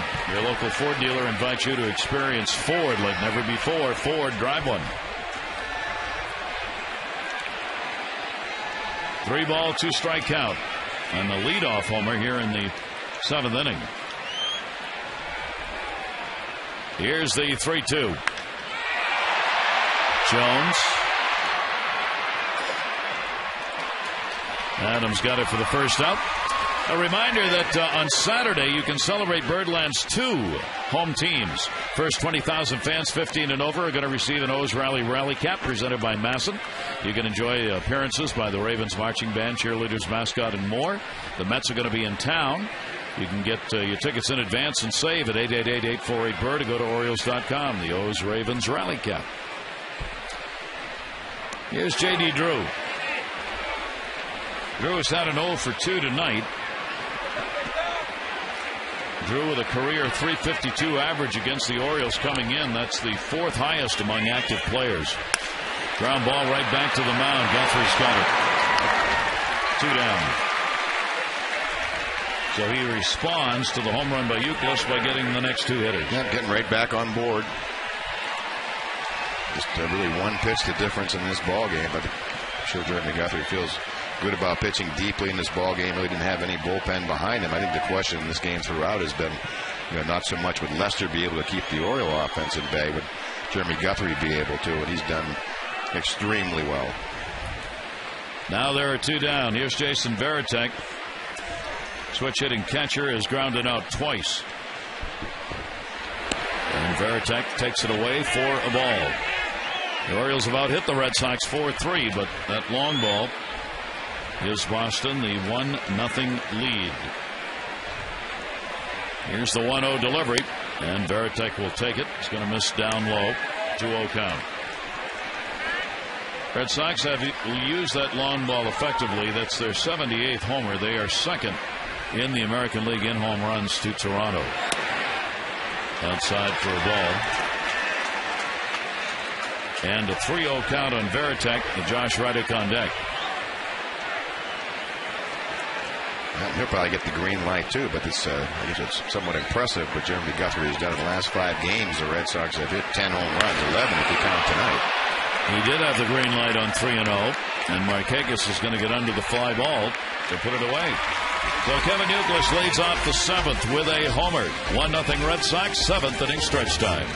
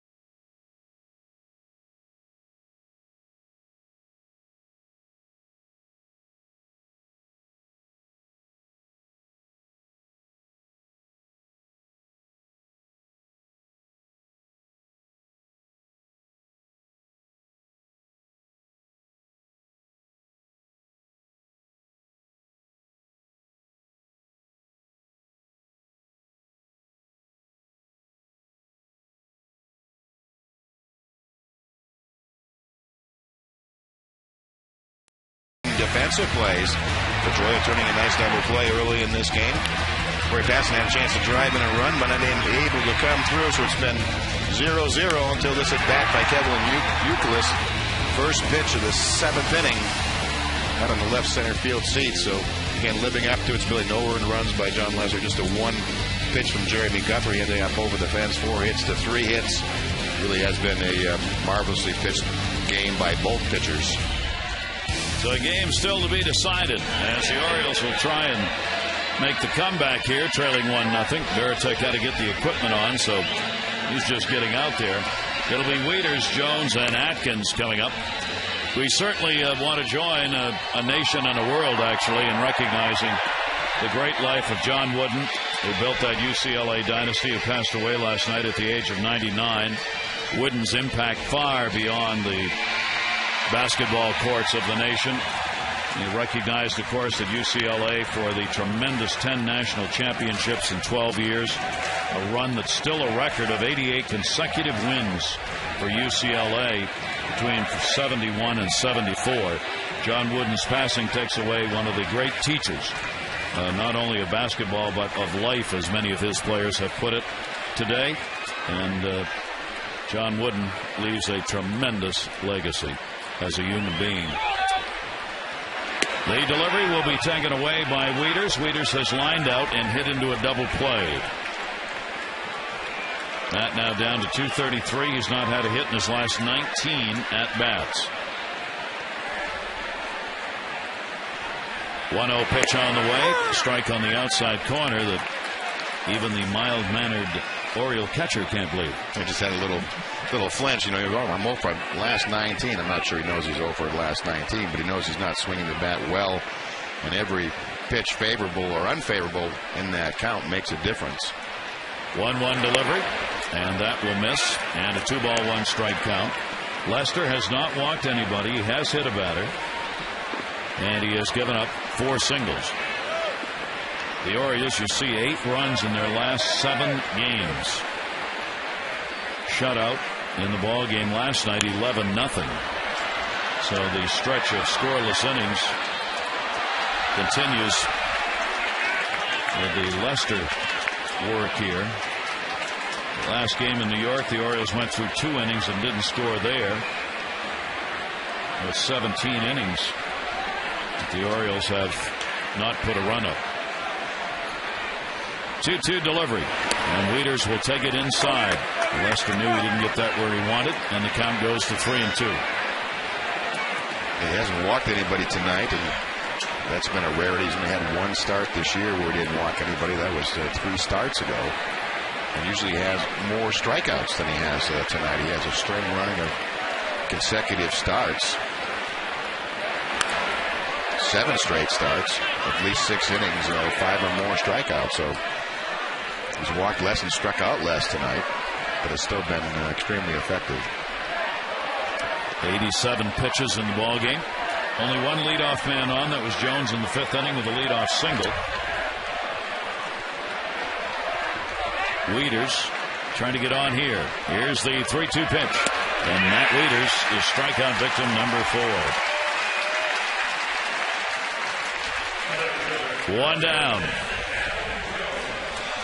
Well, for the Orioles, with the pace they are on right now, through 55 games, the Mets, who lost 120, had a 16-39 mark, one more win than the Orioles have right now.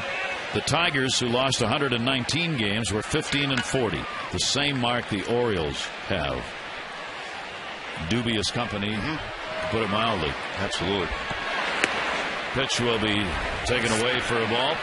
So that's what Juan Samuel on the bench they're up against. Is up against, and what they're trying to get turned around, and what Andy MacPhail has talked about, trying to improve the personnel in the ball club. 1-0 count.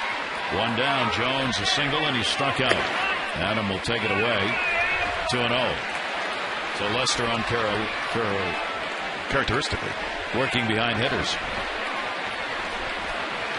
Thank you. I closed. Told you I could close. Here's the 2-0 delivery, and Jones fights it back. But I even had to go back and look at that 62 Mets and a couple of them. The first run that franchise gave up was on a balk. The Mets that year and the year that they lost their 120th game, there's a triple play involved in the last loss of that season. So that was one of much agony. They became the laughable Mets, much joked about. Casey Stengel had catchers who were leaky, as he liked to say. He said, I only put them in there behind the plate because once in a while it's easier than going back to the backstop to pick it up.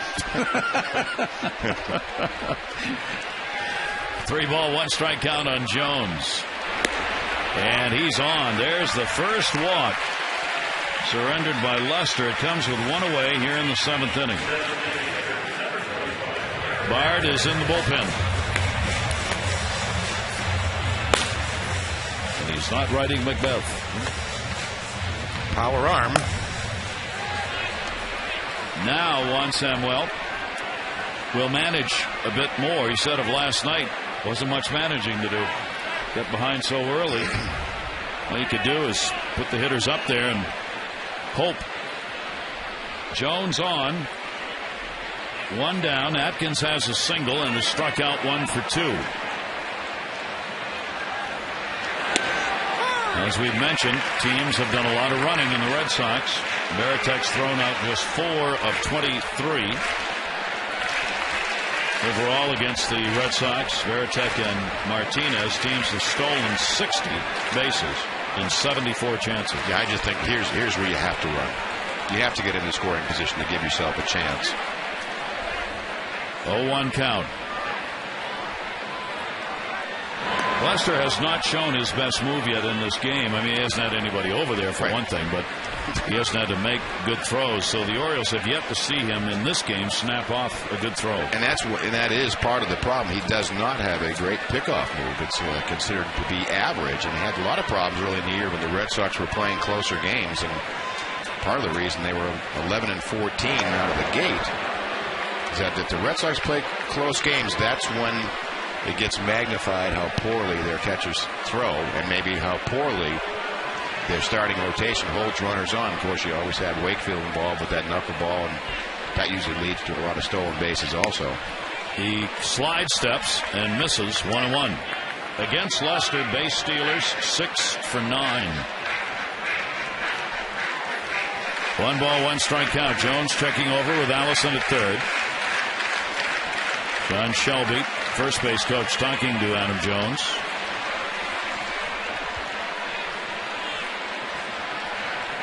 One ball, 1 strike to Atkins. And again, toss over, and all of these tosses have been lob shots over there. I think this is one of those where you expect everybody in the ballpark knows or should know that M. Jones is probably running. That's one thing Gary Ellenson had to do, is probably learn a whole new set of signs in quick fashion. Yep. There goes Jones inside. Veritex throws a good one, but not in time. Adam Jones gets a big stolen base, his second of the year. Well, they certainly paid a lot of attention to him. Juan Samuel gives him the green light, or maybe the must-go sign. Pretty accurate throw, but really not that close of a play. And that's the thing. If you can stay close with the Red Sox, you can use this against them, because really Adam Jones is, not at this point in his career anyway, is a great base stealer. So Atkins gets an RBI chance. Red Sox have a 1-0 lead, bottom of the 7th inning. Atkins 6 for 31 with runners in scoring position. Here's the 2-1 delivery, and that will miss inside, and the count goes to 3-1. Lugo then is Turris. Lester might be inclined not to offer up much to Atkins now with first base open and one away. And he didn't. So there's the second walk. It does set up a potential ground ball double play by the pronounced ground ball pitcher. 2 walks in the game. They come back to back here in the 7th. One away. John Farrell, the pitching coach, on his way to the mound. Well, the Orioles have actually put more pressure on Lester than the Red Sox have really put on Guthrie. 5th inning, had a couple of shots at it, had a shot back in the 3rd inning. Scoring 3 runs or less, and the Orioles have had a lot of those games. You see the Orioles are 2-33. Only the Diamondbacks and White Sox have a lower win percentage when scoring 3 runs or less. Indians, A's, and Cubs. Yet the big thing is look how many of those games that they played. And scoring 3, that's the Pirates with the 36. And again, another club that's only scored 175 runs on the year. The Orioles have 180 coming into tonight. But it's how many times they've done it, not the percentage of doing it. You know? Yeah. A home run by Youkilis leading off the 7th. The Red Sox have a 1-0 lead. The Orioles have come back here in their half of the 7th with 1 down to get walks to Jones and Atkins. Lugo takes it up high for a ball. He is singled and sacrificed. 1 away. A very tight ball game.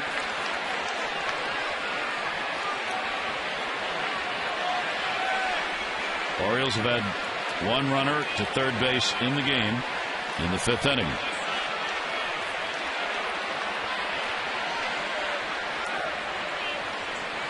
Lester with a 1-0. And way up high again as he slips on the delivery. Gas tank may be getting a little empty. Lester taking an inordinate amount of time now between pitches and walking around, and 2 walks in a row. I mean, the Atkins one, I think he just wasn't going to give him anything to hit. A very humid night, and that's pitch number 101 for Lester. Bard's ready in the bullpen. Lugo will back out.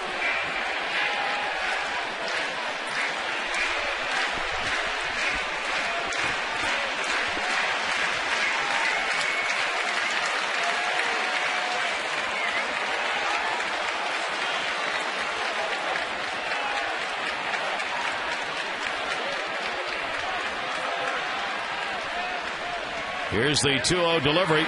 Lugo takes it, and it's 3-0. And on Samuel, relaying the signs here, whether he wants to take. Pretty simple sign there. Yes, sir. Take one. Take one.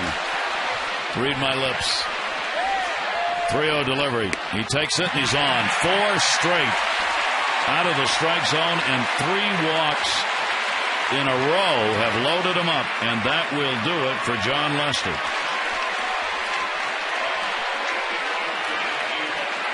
So the strikeout pitcher, Bard, will come on as Lester will leave the ball game without having given up a run yet. But he's responsible for the 3 Orioles who are on.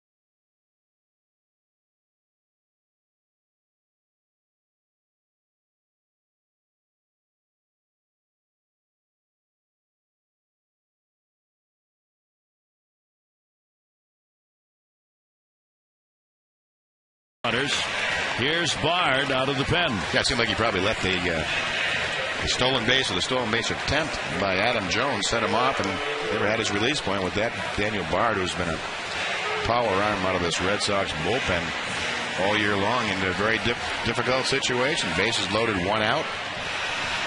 He is a power arm, and he is great dominating. That's the kind of night Lester's had. Started off in control with that cutter to both sides of the plate. Only struck out 3 along the way, but it was the 3 straight walks late that led to him leaving. And Luke Scott is going to be the pinch hitter for his Taurus with the bases loaded here in the 7th inning. 3 walks. Jones, Atkins, and Lugo have set the stage for Scott, who is a pinch hitter, is 1 for 3, and that 1 hit is a home run, accounting for 3 pinch hit RBIs. He is 0 for 3 against Bard. 1 down. Red Sox have a 1-0 lead. Bard against Scott. Luke goes after the first pitch and fouls it off. You have a mano right here. This is, as Mike said, you've got a flamethrower out there on the mound, and you've got a fastball hitter in Luke Scott at the plate. That is, as they say, good old country hardball right here. Bard will lean back and let it go mid to upper 90s. And he's been incredibly tough on left-handers, and I'm not really sure the reason, but they're just 4 for 51, an .078 batting average. The 0-1 delivery on the way. Scott takes it inside and had a little slider movement on it. Bard has faced the Orioles this season in 4 previous games in relief. The Orioles have scored 3 runs on 5 hits in 3 2/3 innings against Bard this year. 1 ball, 1 strike count on Scott. Bases loaded, 1 out. 1-1 delivery to him. Pulled it back. Changeup. And a good one. There's no way to be looking for that after a 97-mile-an-hour cutter, 91-mile-an-hour changeup. That's harder than most of John Lester's fastballs. So you have to gear up to try to meet that 97. Luke Scott 1 for 3 with the bases loaded this year. Juan Samuel after his first win as a Major League manager. Terry Francona counting on his pen now. Here's the 1-2 delivery. Scott will lift it in the air, but not deep. Josh Reddick gets it. Runner tags. Throw comes in. And they get the big out.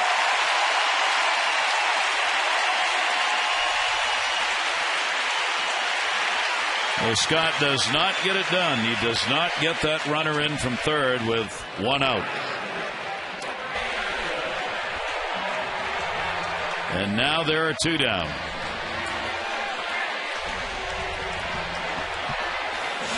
Orioles just cannot seem to buy that big hit. Just can't seem to break through. They will get one more opportunity right here. Corey Patterson. His first chance with the bases loaded this year. Two down. He is single, lined out, grounded out.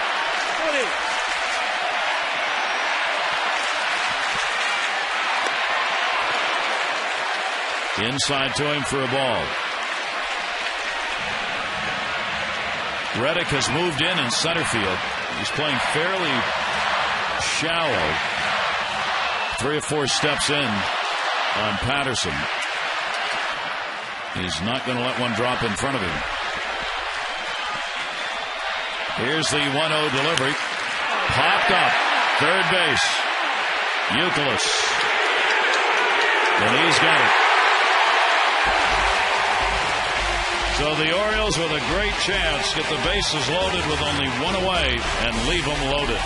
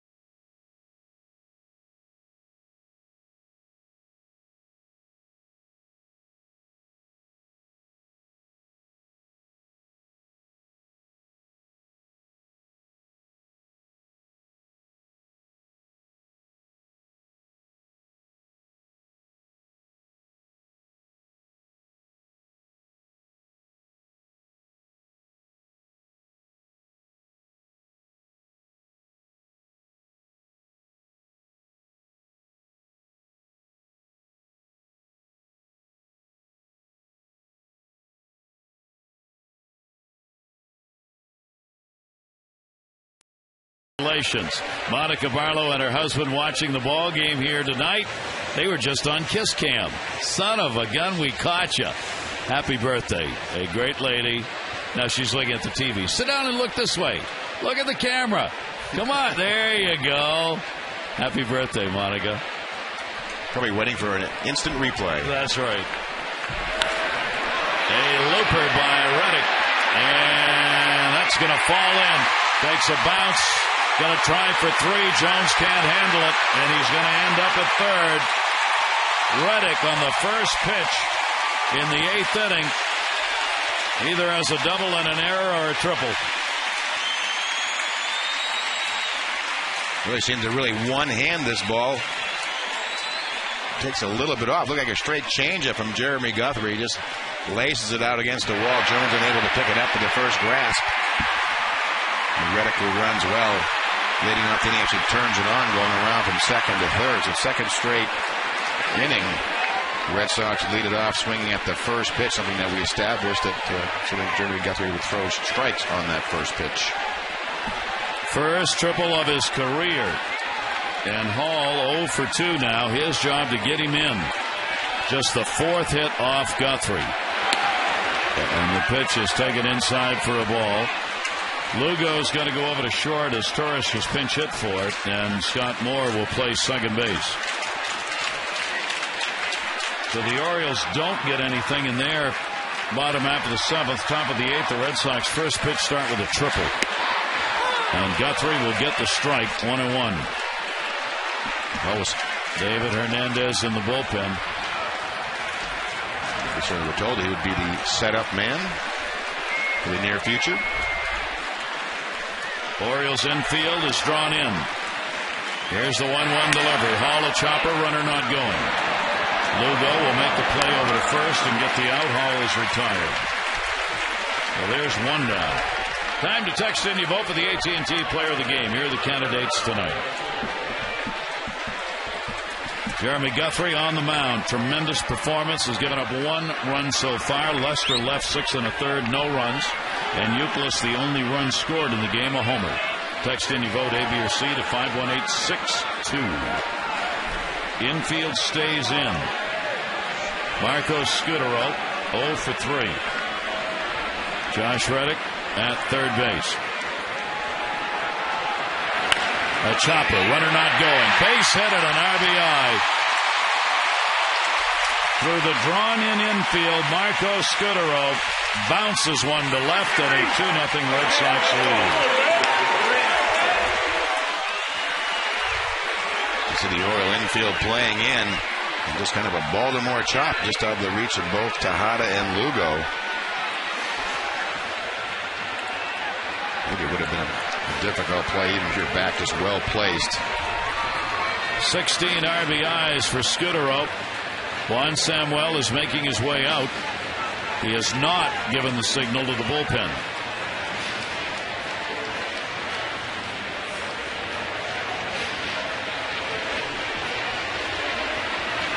A long talk. Looking right into Guthrie's eyes. Looks like he may stay with him. 95 pitch. Now he's going to make the move. And a heartbreaking ball game at the moment for Jeremy Guthrie. He gave the Orioles every chance to win here, and he's going to come out trailing by a score of 2-0.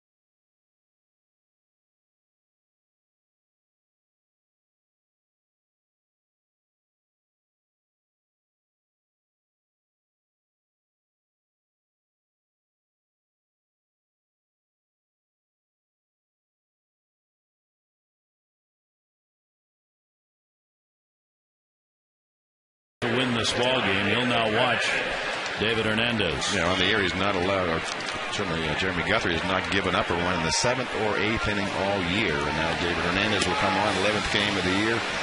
Most of his inning pitched, just about all of them. As a starter, now into the bullpen. He's made a couple of relief appearances. A 2-inninger in Toronto. A real short stint in New York against A-Rod on the plate. Tejada made an error. And now he's the 8th inning sort of setup man. And Hernandez will be facing Pedroia. On at first base, Marco Scudero picked up the RBI in the second Red Sox run. Pedroia 3 for 6 lifetime off Hendrickson. Off Hernandez, rather. And right now his job on the mound is to keep the Red Sox right where they're at. I mean, 2 runs. The Orioles still have a couple of at-bats left to go in the ball game. 1 away. And that is taken up high for a ball. Pedroia with a single, a walk, and is flied out.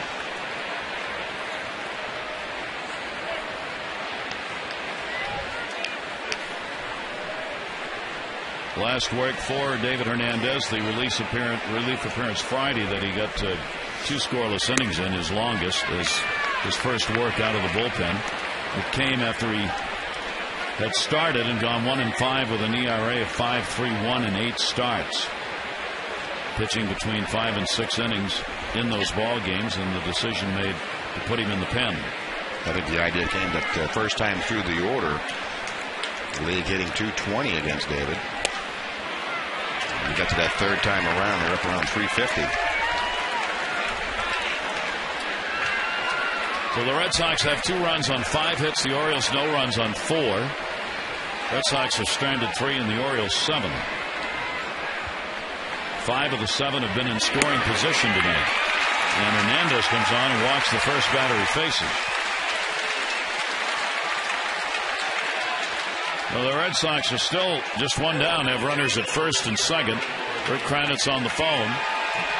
Juan Samuel does not want to let this ball game get away here in the 8th inning. Ortiz coming up, and then Youkilis. Jason Birkin in the pen. Ortiz 2 for 13 off Hernandez. He's not had a hit yet in the 2 games. He's 0 for 7.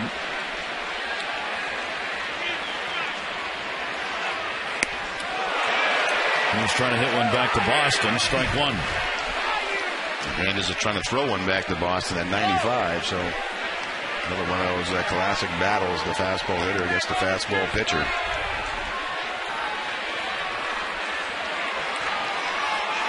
It's one thing you see with David Hernandez moving to the bullpen. You should see his velocity go up. He usually pitches around 92, 93. He's been 95 since moving to the pen.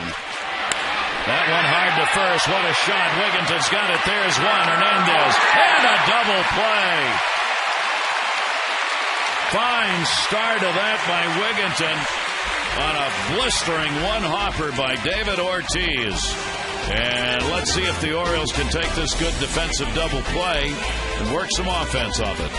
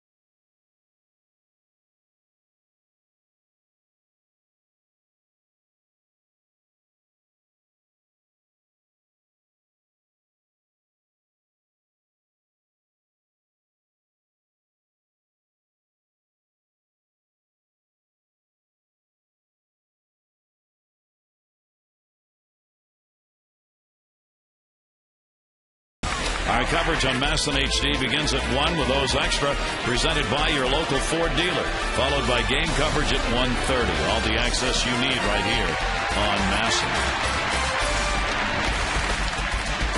Yeah, tomorrow's matchup, start number 12 for John Lackey, 6-3. Been somewhat of a disappointment starting off his career with the Red Sox, and Brian Mannix was really not pitched that well late, but has pitched some fine games earlier on in the season. There's Lackey watching. And we go to the bottom of the 8th inning. It'll be Tejada, Markakis, and Wigginton. Daniel Bard came on and got the final 2 outs in the 7th inning as the Orioles left the bases loaded. Orioles trailing 2-0, trying to avoid their longest losing streak of the year, which would be 10 if they don't come back in this game. 0-1 count, Tejada. Bard with a breaking ball that had Tejada moving away. And an 0-2 count. Take a look at the 0-1 pitch. Late breaking upper extremity of the strike zone. Going 97, you see that ball up and in, you're going to be bailing. Yep.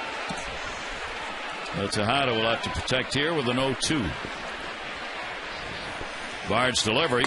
Fastball. The Orioles have had 2 comeback wins when they've trailed after 7 innings. They are 2-32.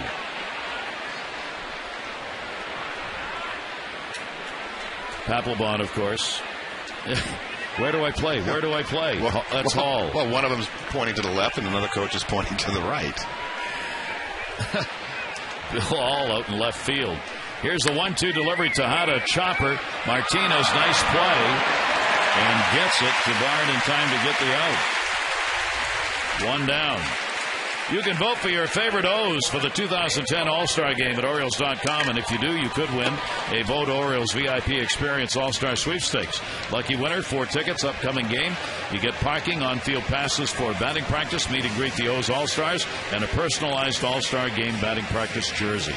Go to Orioles.com/All-Star for details. Nick Markakis at 0 for 3. He's flied out 3 times in the game. Nick now with an 0 for 7. In the first 2 games of this series.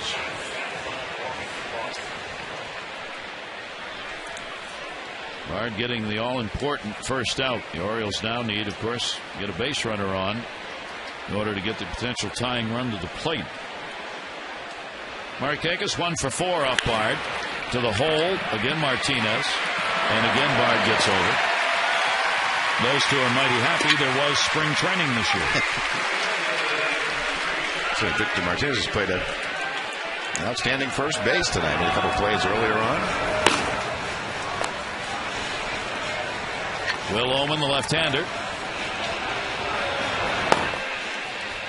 Papelbon, of course, for the Red Sox, their closer. Wigginton, 0 for 2 and been hit by a pitch. He was denied a base hit by Scudero in the 6th inning on a fine play by the shortstop. Orioles now 18 2/3 scoreless innings. Wigginton with a big cut fouls it off for a strike. There's Jonathan Papelbon.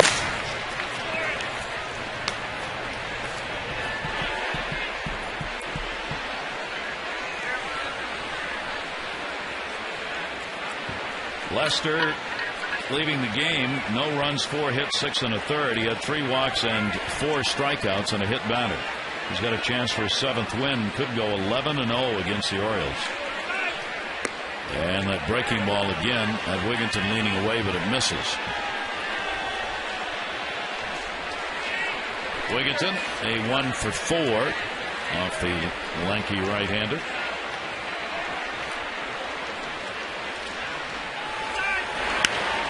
Jammed, fouls it back into the seats.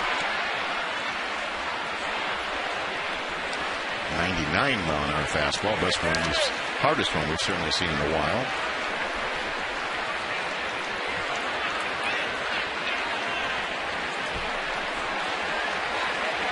Orioles tonight have not been able to find the extra base hit. They have not had a hit since the 5th inning.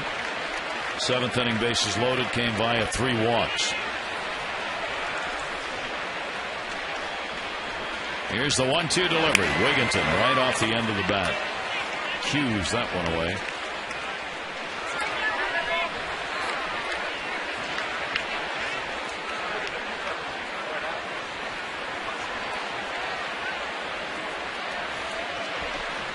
Jeremy Guthrie charged with the 2 runs on 5 hits over 7 1/3 with 1 walk and 4 strikeouts. The home run off him by Euclid and an RBI single by Scudero. 1-2.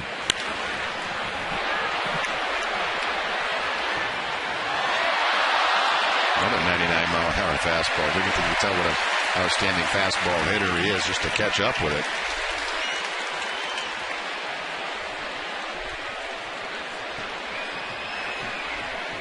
John Lester, by the way, with that 10-0 mark he has against the Orioles, that is the best record by an active pitcher against any opponent. Sabathia's 12-1 against the Orioles. That's the second best number. 1-2 delivery, and he got him on a slider away. So the Orioles go down here in the 8th, 1-2-3. 9th inning, the Red Sox lead at 2-0.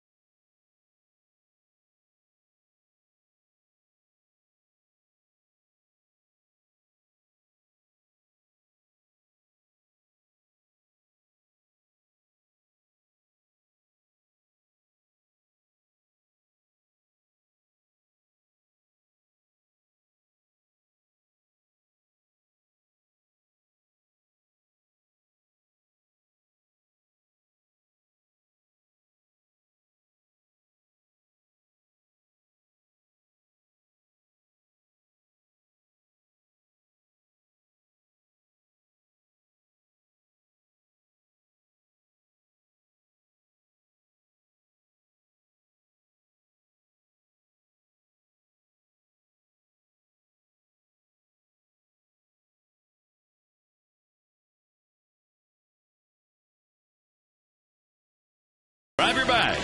It's on. Tremendous ball game. The middle of this 3-game set.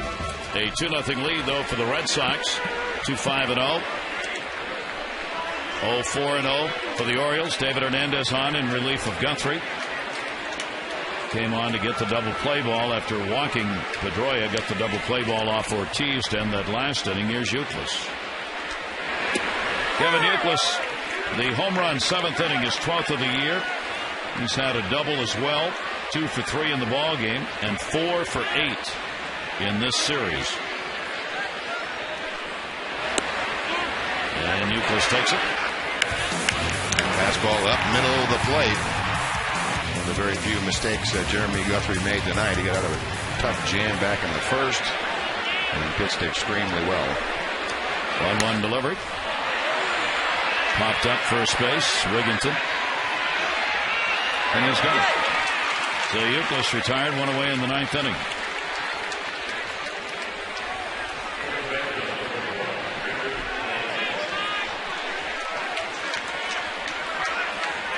Martinez is 0 for 3 after a 3 for 4 in the opener last night.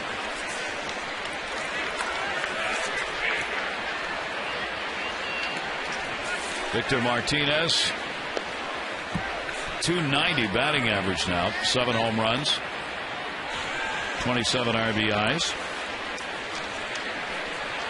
and has played a very solid first base tonight. David Hernandez with 1 down. As we were talking about, Hernandez has decided, even though he was a starting pitcher, that now that he's in the bullpen, he's going to work out of that stretch. And that has been a more effective delivery position for him than the full windup. Master one of the deliveries. Down low, 1-1. Martinez 2 for 12 off David Hernandez. Martinez will probably be back behind the plate in the ball game tomorrow. Here's the 1-1 delivery. Fouls that back over the screen. 1-2.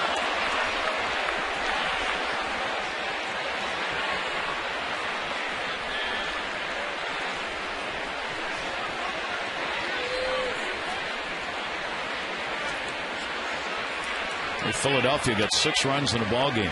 Woohoo! Call Guinness. They beat San Diego 6-2. Boy, had they been struggling offensively. Here's the 1-2 delivery. He reached for it and will foul it away.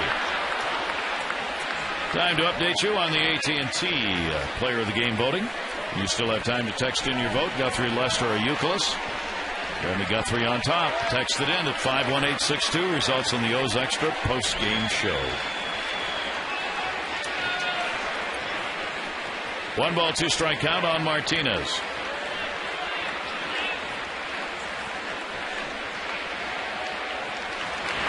And he dances a little inside.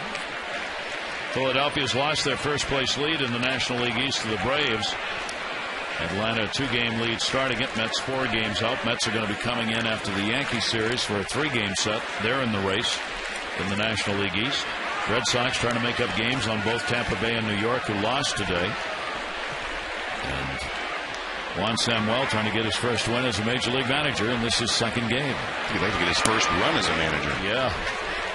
That's going to be down low and a 3 ball, 2 strike count. As you would expect, talking with Juan today, Dave Tremblay and he talked briefly. And Dave could not have been more supportive and well-wishing to Juan Samuel after the announcement was made. Juan said he was just outgoing and kind. That's going to be outside. 1 on here in the 9th inning with 1 down. And Samuel's going to make his way out. J.D. Drew and then Veritek. And Drew the left-handed bat, so Hernandez will come out and Will Ullman will come on to do the pitching. 1 on, 1 down, 9th inning, a 2-0 Boston lead.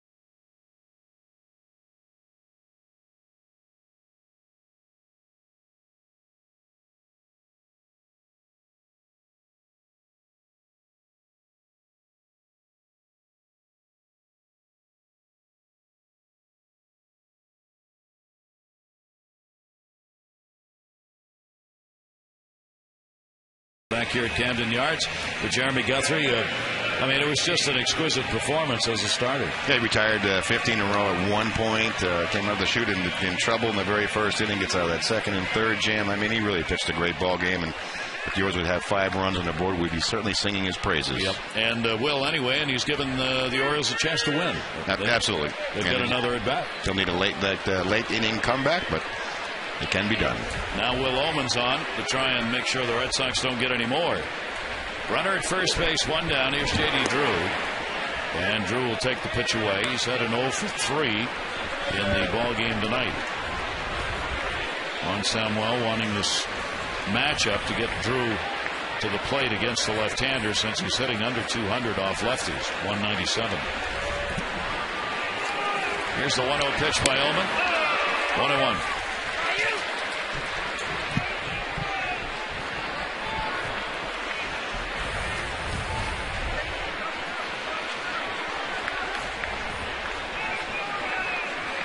One ball, one strike count. Runners Martinez at first base being held. Ullman gets a strike. Wow. Then played umpire Vic Carapazza called him on a swing on that. Let's take a look at it. Yeah, that's. I don't think J.D. Drew can believe it, tell you the truth. You got to be kidding me. Some of them look so close to being swings, even when you show the replay. That one did not. 1-2 delivery. Well, miss up high. 2 ball, 2 strike count. Will Ullman has been a very effective pitcher out of the bullpen in the long haul of the season for the Orioles so far. Ullman, left-handers 206, right-handers 214. 2 ball, 2 strike delivery on the way to Drew, and that's going to miss, and the count is full.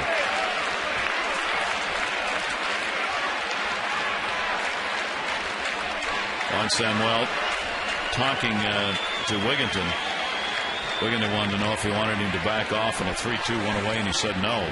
But Wigginton will stay on the bag with Martinez. Here's the 3-2 to J.D. Drew. Tough swing. Did he go this time? Nope. So 2 walks in a row. One by Hernandez, now one by the old man, and that puts 2 on with 1 away. Let's take a look at the Will Ullman delivery, sort of a traditional left-handers right up on top and over that front leg. And now Jason Varitek. For Varitek, this has been the side of the plate where he's been most effective. 353. Just 17 at bats with 6 hits, including 3 home runs, right-handed. 6 hits, 3 home runs from this side of the plate. And the pitch will be taken. Pretty amazing. The Varitek has been able to get 7 home runs in 70 at bats. He's 0 for 3 in the ball game. Right, so if you project that out over 600 at bats, yes. It's one of those things, just not going to happen, but shows you the great frequency that he is homering at. 1-0 delivery to him, and it gets away. And the runners are going to move up.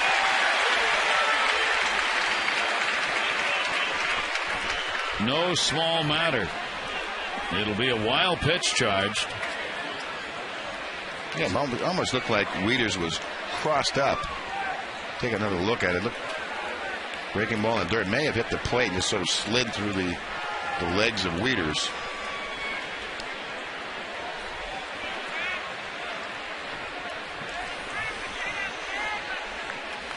Now the walk will be issued intentionally. Ooh, almost threw it away. 3-0 count. This is not always the easiest thing for a pitcher to do because his body goes quickly and his arm is going slow to give Wieters time to get out there. I know many a pitcher that has difficulty doing this. I often thought you got to just be able to wave him down to first base. Let's move this along. And the bases are loaded in the 9th inning with 1 away. And Josh Reddick scheduled up. McDonald has come out to pinch hit. So Reddick, who was just called up, had a big triple in the 8th inning and would come around to score and Scudero a single for the second run of the ball game. He is out of there. And Darnell McDonald with the bases loaded.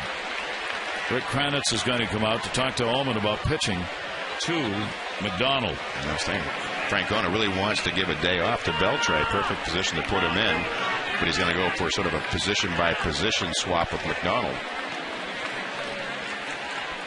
Francona said before the game today about Beltre that He's got a bad knee, a bad ankle, and a bad groin. Besides that, he's 100%. Besides that, he's ready to play and did not want to come out of the game today. So Darnell McDonald will stand in. McDonald as a pinch hitter is 3 for 4, including a pinch hit home run. That may be why he's hitting him in this position, too. Yes. He's had great success. 270 overall, 3 homers, 14 runs batted in. McDonald's had 115 at bats. You compare that to over 200 for most of the regulars. Ullman comes with a fastball. He's got no place to put him. Ball 1. Pretty close pitch. In the 9th inning with the Red Sox up 2-0. Warriors trying to keep it there. Well, Samuel was wondering where that pitch was. Here's the 1-0. Doesn't get that one either. And the 2-0 count. Well, this should be a pretty fat fastball. I would think he's going to be in sort of a lean back swing if Darnell McDonald has one.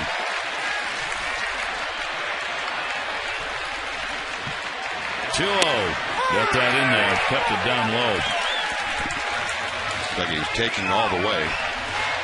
McDonald is 310 off left-handers compared with 247 off righties.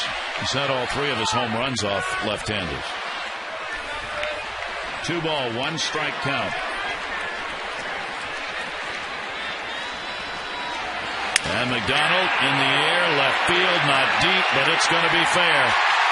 That will score Martinez. That will score Drew. It's a double. And it's a 4-0 lead for the Red Sox. A bloop 2-bagger.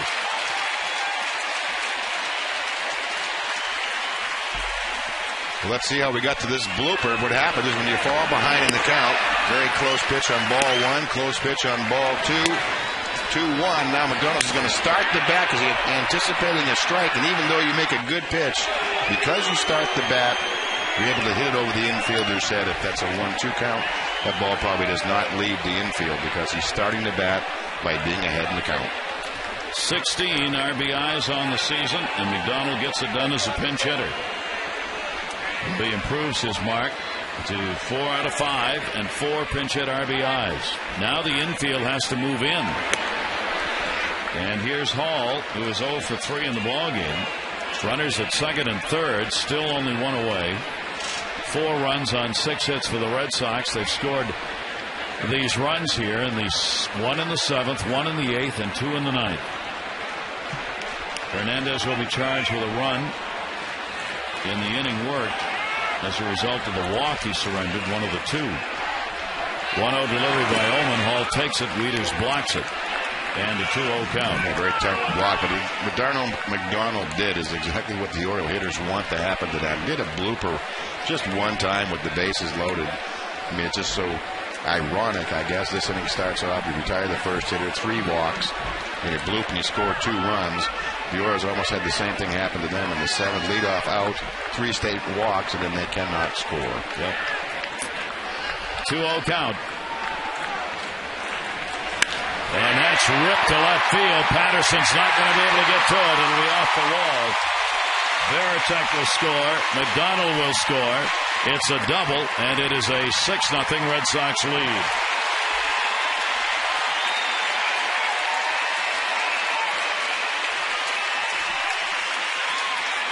That's what he's inside part of the plate is definitely a strike. Hall, who has been another red-hot hitter for the Orioles, for the Red Sox, splits the outfielders and knocks in a couple of more. It'll be 14 RBIs for Bill Hall, and that's going to do it for Will Ullman. He's coming out of there. Jason Birkin now will come on to do the pitching. Still only 1 away.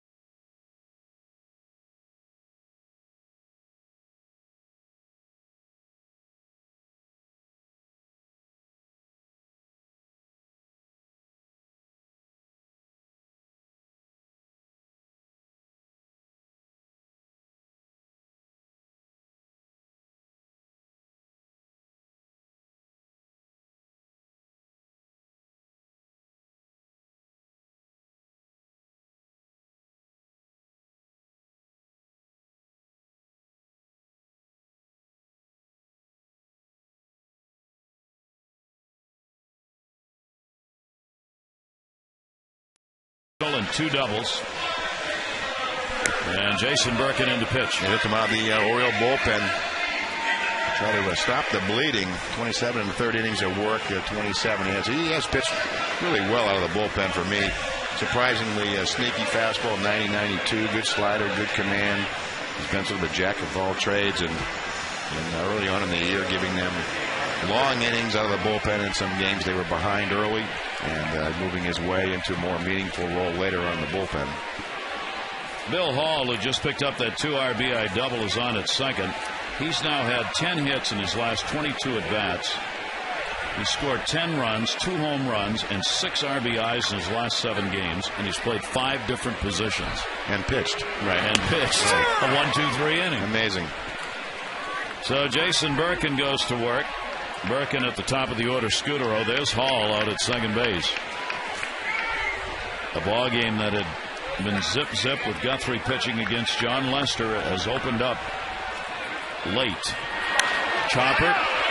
That's going to be fielded. Moore's throw will not be in time, and that's a hit. Scudero's had a couple of those. So he's got 2 hits in the ball game, 2 for 5. Well, there's a way to find a base hit. The Red Sox have certainly found it in this inning. Bill Hall still at second base. That ball was behind him. It wasn't in front of him. I mean, he's got to be running on that. So he's on second base, and they got a single, and he's still on second base. And Moore would have had no chance to make a throw over to third. Here's Dustin Pedroia, 1 down. And Pedroia will take it up high for a ball.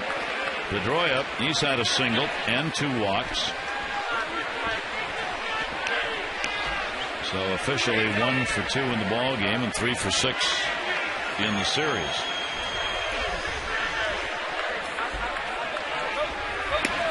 David Ortiz is the only starter for the Red Sox who has either not had a hit or scored a run. 1 ball, 1 strike count on Pedroia. He's got 8 home runs on the season against the Orioles, hitting .310 on the year. 1-1 delivery off the end of the bat and foul. That's what was amazing about the Red Sox in last night's game. Each starter scored a run in the order. And I didn't think they would get around to that in this game, but they're trying to do it again with dispersing from top to bottom of their order, their offense. Which, again, you can't say enough about how well Jeremy Guthrie pitched tonight. Look up on that board or look in the paper tomorrow morning. If you do see 6-0, if that is indeed the score, would not be indicative of what kind of ball game this was. I mean, not at all.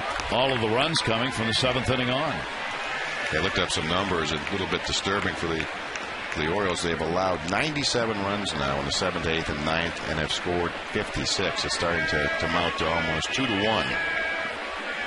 The Orioles had their chances in this ball game. None better than the 7th inning with the bases loaded and 1 away. And that is a called strike. And Birkin gets Pedroia.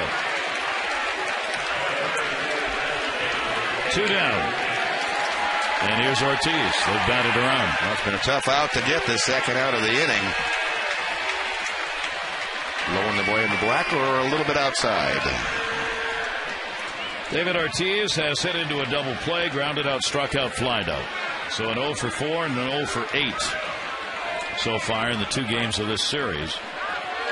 Runners on at first and second with 2 down in the 9th inning. 4 runs in for the Red Sox. And Birkin comes inside to him for a ball.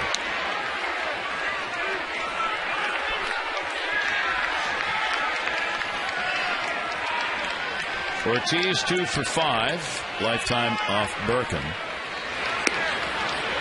That's going to miss. And Ortiz gets ahead on the count 2-0.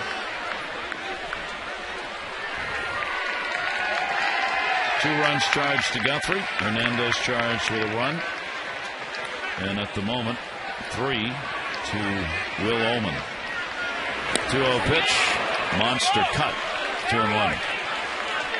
Little tardy on the 93-mile-an-hour fastball. Birkin reaching back for a little bit extra.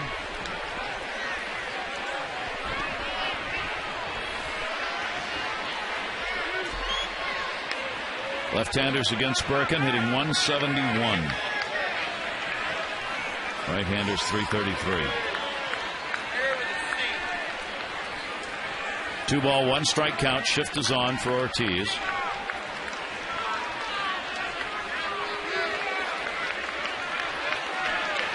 See Moore, second baseman, in shallow right field.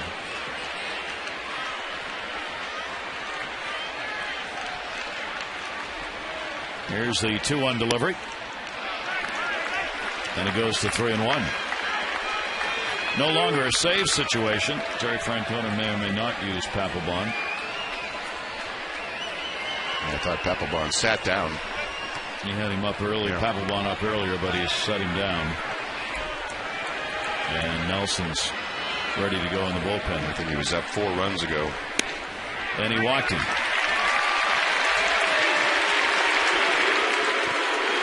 So that's going to load the bases again. Not a pretty inning for the Orioles. It's a 4th walk given up in the inning, 1 intentional.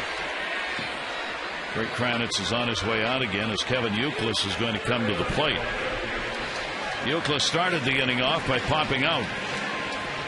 He's had a home run and doubled.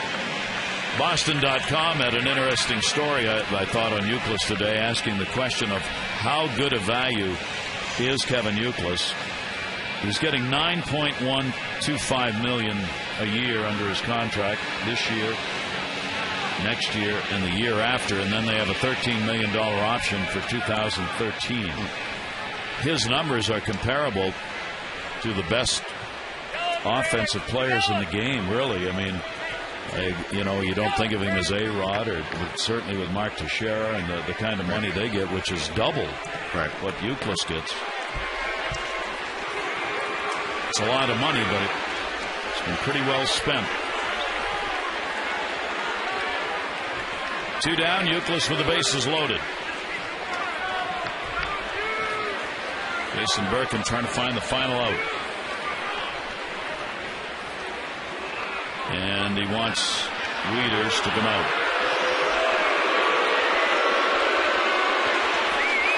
I'm probably saying, what do we want to throw here in the first pitch? So the Youkilis jumping on a first pitch fastball from Jeremy Guthrie. Youkilis had a chance to make 2 of the 3 outs this inning, which would be just fine with Jason Birkin. Youkilis has had only 1 bases loaded situation this year, 0 for 1. And the pitch will miss outside for a ball. I'll try to stay away from that first pitch fastball.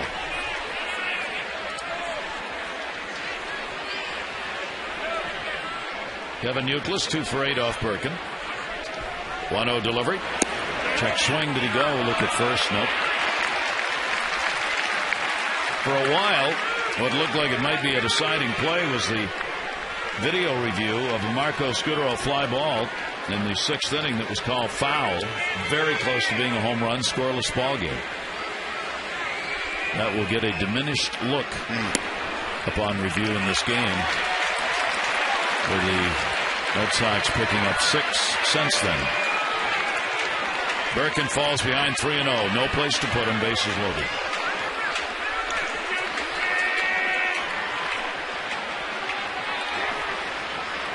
Delivery to him. Takes an aimed fastball right down the middle. 93.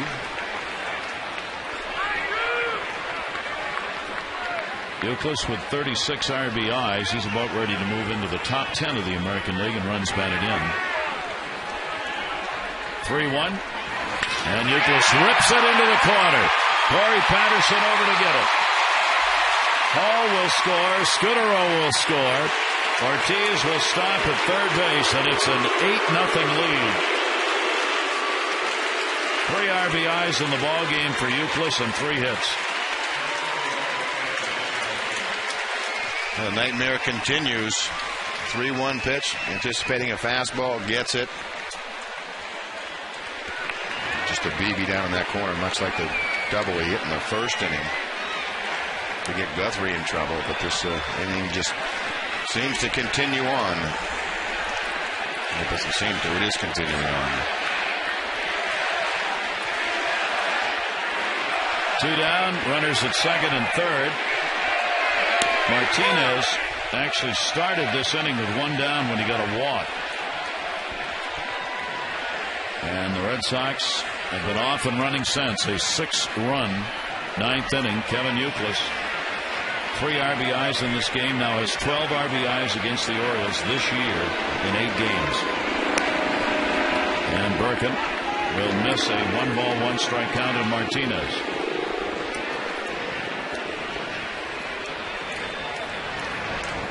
Left-hander Alberto Castillo in the pen.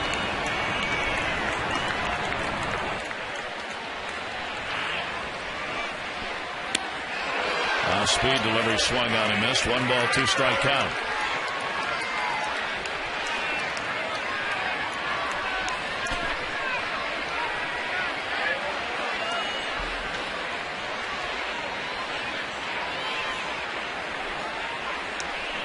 Will Ullman will be charged with 4 runs on 2 hits, 2 walks, and no part of an inning.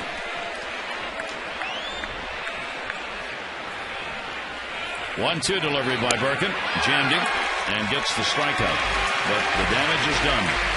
A big 9th inning. Orioles coming up in the bottom half, trailing at 8-0.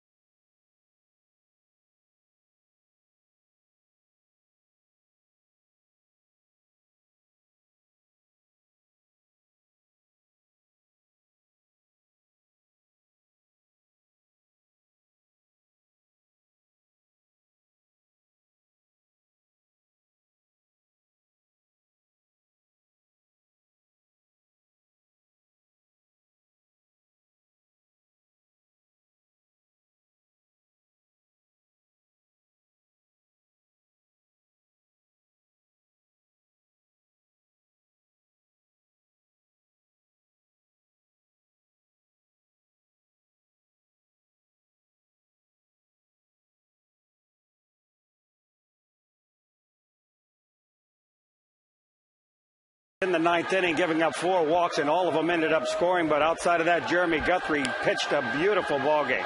And Gary, it's kind of amazing how this has worked out, the scoring drought and the hitting drought. Orioles have had 4 hits all night. Boston just had 4 hits in the top of the 9th. Let's send it back to you. When those hits come in a ball game, really matters. And in this game, the Red Sox have been able to put them in the right place. 8 runs, 9 hits, no errors. The Orioles 0-4-0. McDonald will stay in the ball game after coming on to pinch hit and get a 2 RBI double. He stays in center, and Nelson will pitch. Yeah, Papelbon was up. Hard to believe that this was being considered as a save situation about 20 minutes ago. So in 7 innings of work, 7 base hits, 1 walk, and 7 strikeouts along the way for Joe Nelson. There's Papelbon. He'll sit and watch.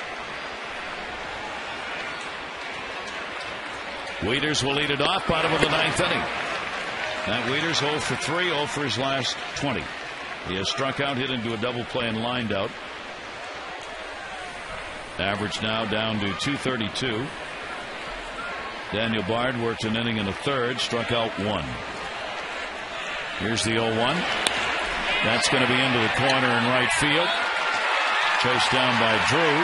Orioles will get their first extra base hit of the ball game, a double leading off the 9th inning. Well, broken bat double, but he'll take it.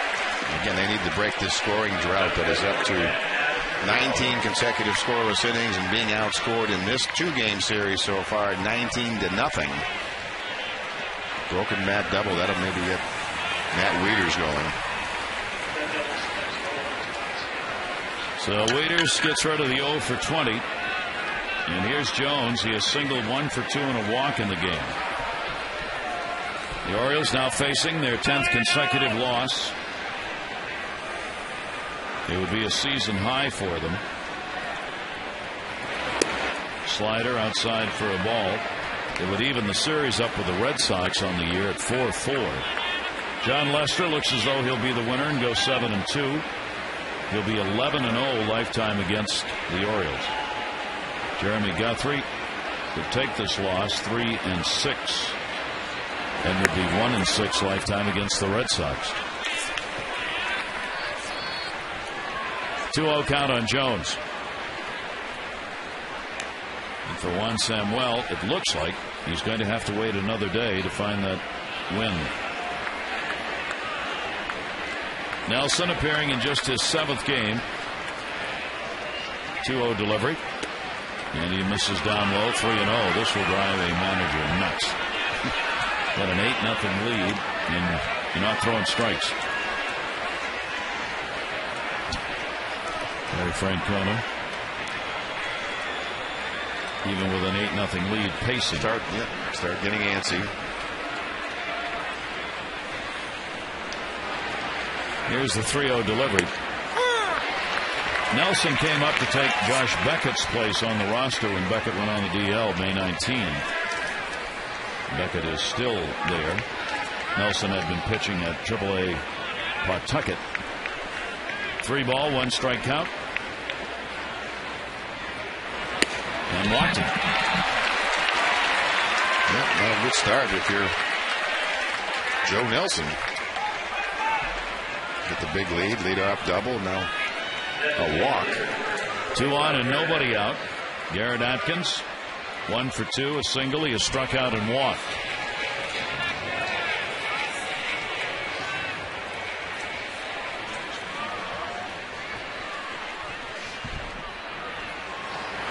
Atkins takes the high slider, and that will send Varitek out, probably to say, Joe, it's 8-0. There's a day game tomorrow. See my glove. I've been behind the plate for the entire game. Yeah, see my glove, hit my glove. Let's play catch it.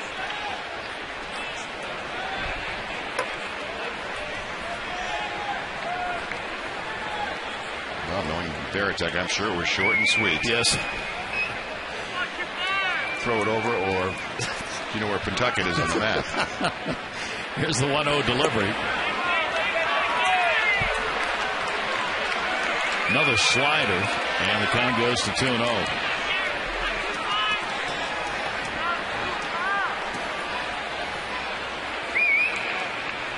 Orioles 2 on and nobody out.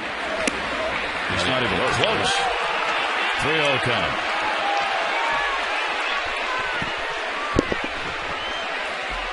So even taking more time between pitches.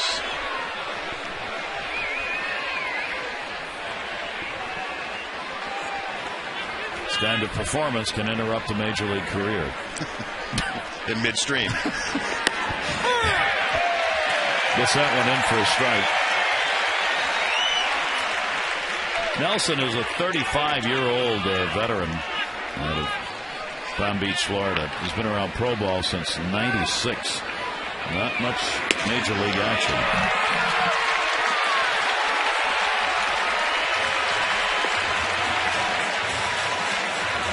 Well, first he heard it from Varitek. Now we'll hear it from pitching coach John Farrell.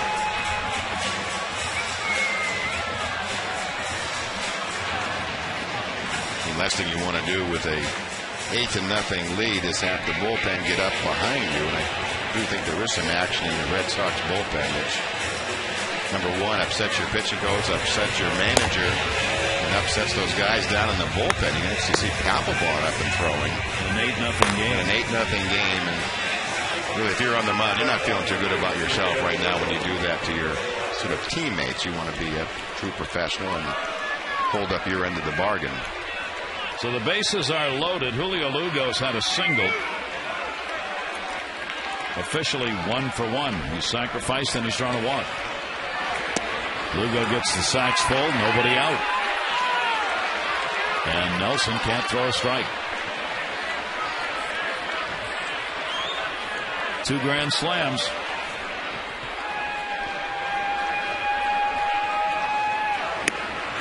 That is in there for a strike.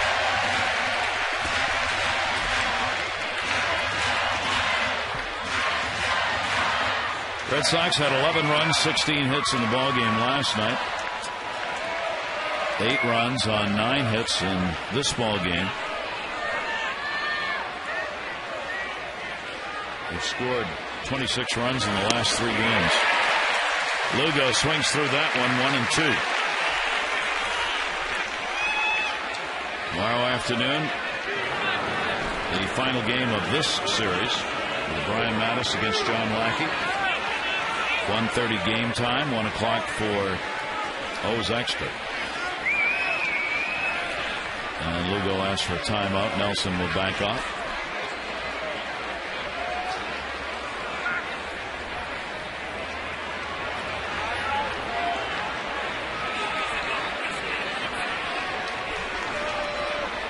Here's the 1-2 delivery. Shattered the bat. Splintered it. So far, the Royals have received 5 walks tonight, and none of them have scored. Red Sox had how many? 3, 4 walks in the top of the ninth, and all of them scored.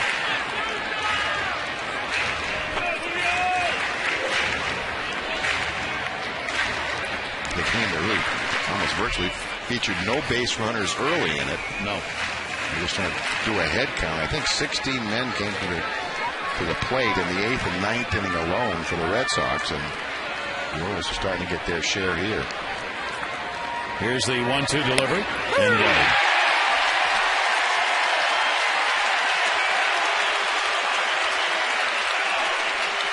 Nelson gets the strikeout, 1 away. Let's take a look at the 1-2 pitch to Julio Lugo. Looking a pretty good pitch to me. And Lugo thought it was low. 1 down. Little discussion with Vic Carapazza. Scott Moore, he has had only 1 at-bat flied out. This game has not come to the point where every time I look at the home plate umpire's name, Carapazza, I'm thinking pizza. There are just enough Z's in his name. Yeah. Just enough. And it's at the end of his name, too. That's going to be a base hit into left center field, and the Orioles will get on the board. Weeder scores. Jones will score. And Moore has a 2 RBI base hit and an 8-2 ball game. So they get rid of that run of 19 of the 3rd scoreless innings. That's the first run as a manager that Juan Samuel has seen. So again, they need to break through some of these negative numbers that the Orioles have compiled of late. Start getting back to scoring runs, which should be the norm every night, scoring a few runs, and it just hasn't been. And that's going to do it. So Joe Nelson coming into the ball game with an 8-0 lead in the 9th has to be pulled. Ramirez will pitch.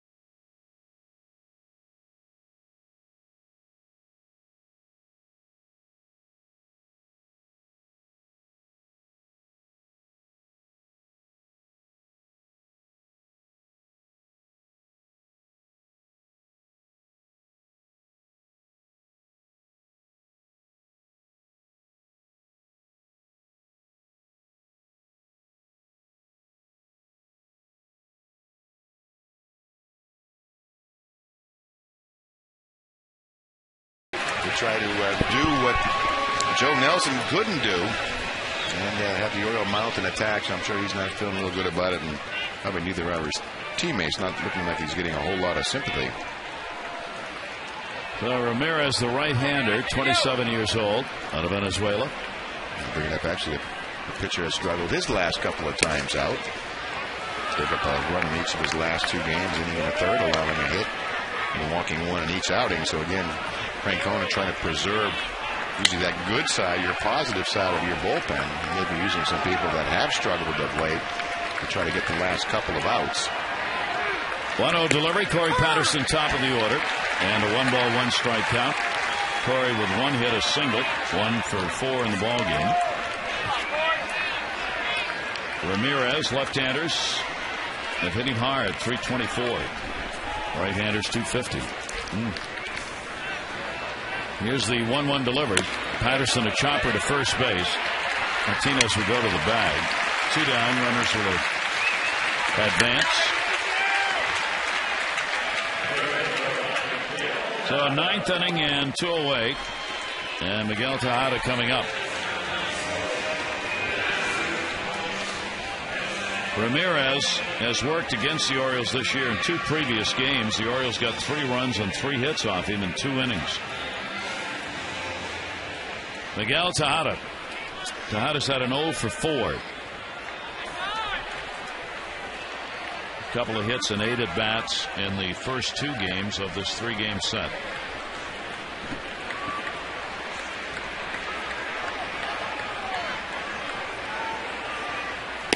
And Tejada will take the pitch outside for a ball. He has not faced Ramon Ramirez before.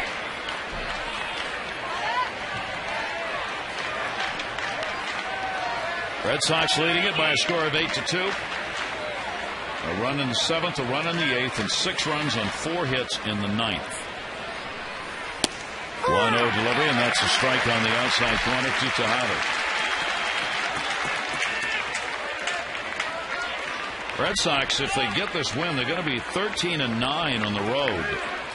They're putting up some pretty decent numbers away from Fenway. It's the 3rd best road record in the American League behind Tampa Bay and Toronto coming into today's play. 1-1 delivery. Tampa Bay lost on the road today at Texas 6-1. Toronto won at home against New York 3-2.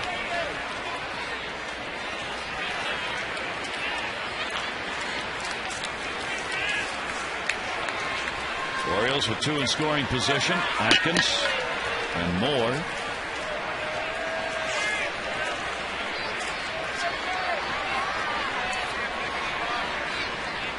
Two ball, 1-strike count.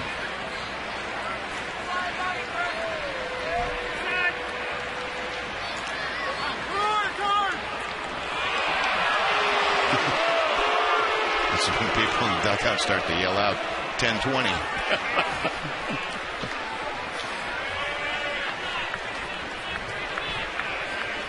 Tejada gets back in. Tejada connects on a long one here. We might see Papelbon. Here's the 2-1 delivery. Down the line and right and foul.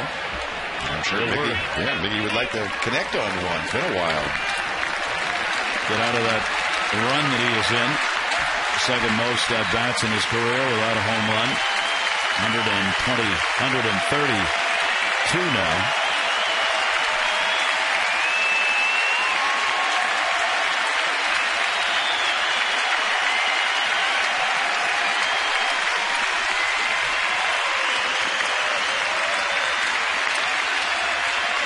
Two delivery. Off the fist. Popped him up. And Baratek gets it. And this one's in the books. The Red Sox win it with some late rallies as they come away with a victory in Game 2, 8-2. If you'll join us again tomorrow, it'll be the series finale. Brian Mattis takes them out against John Lackey. Our coverage on Masson HD begins at 1 with those extra presented by your local Ford dealer, followed by game coverage at 1:30. For Mike Flanagan and Theo Harrison, our great crew, I'm Gary Thorne. We bid you adieu from Camden Yards as the Red Sox have taken the first two in this series, winning this one 8-2 the final. Leicester 7-2 wins it. Guthrie the loser 3-6. This has been a Masson presentation.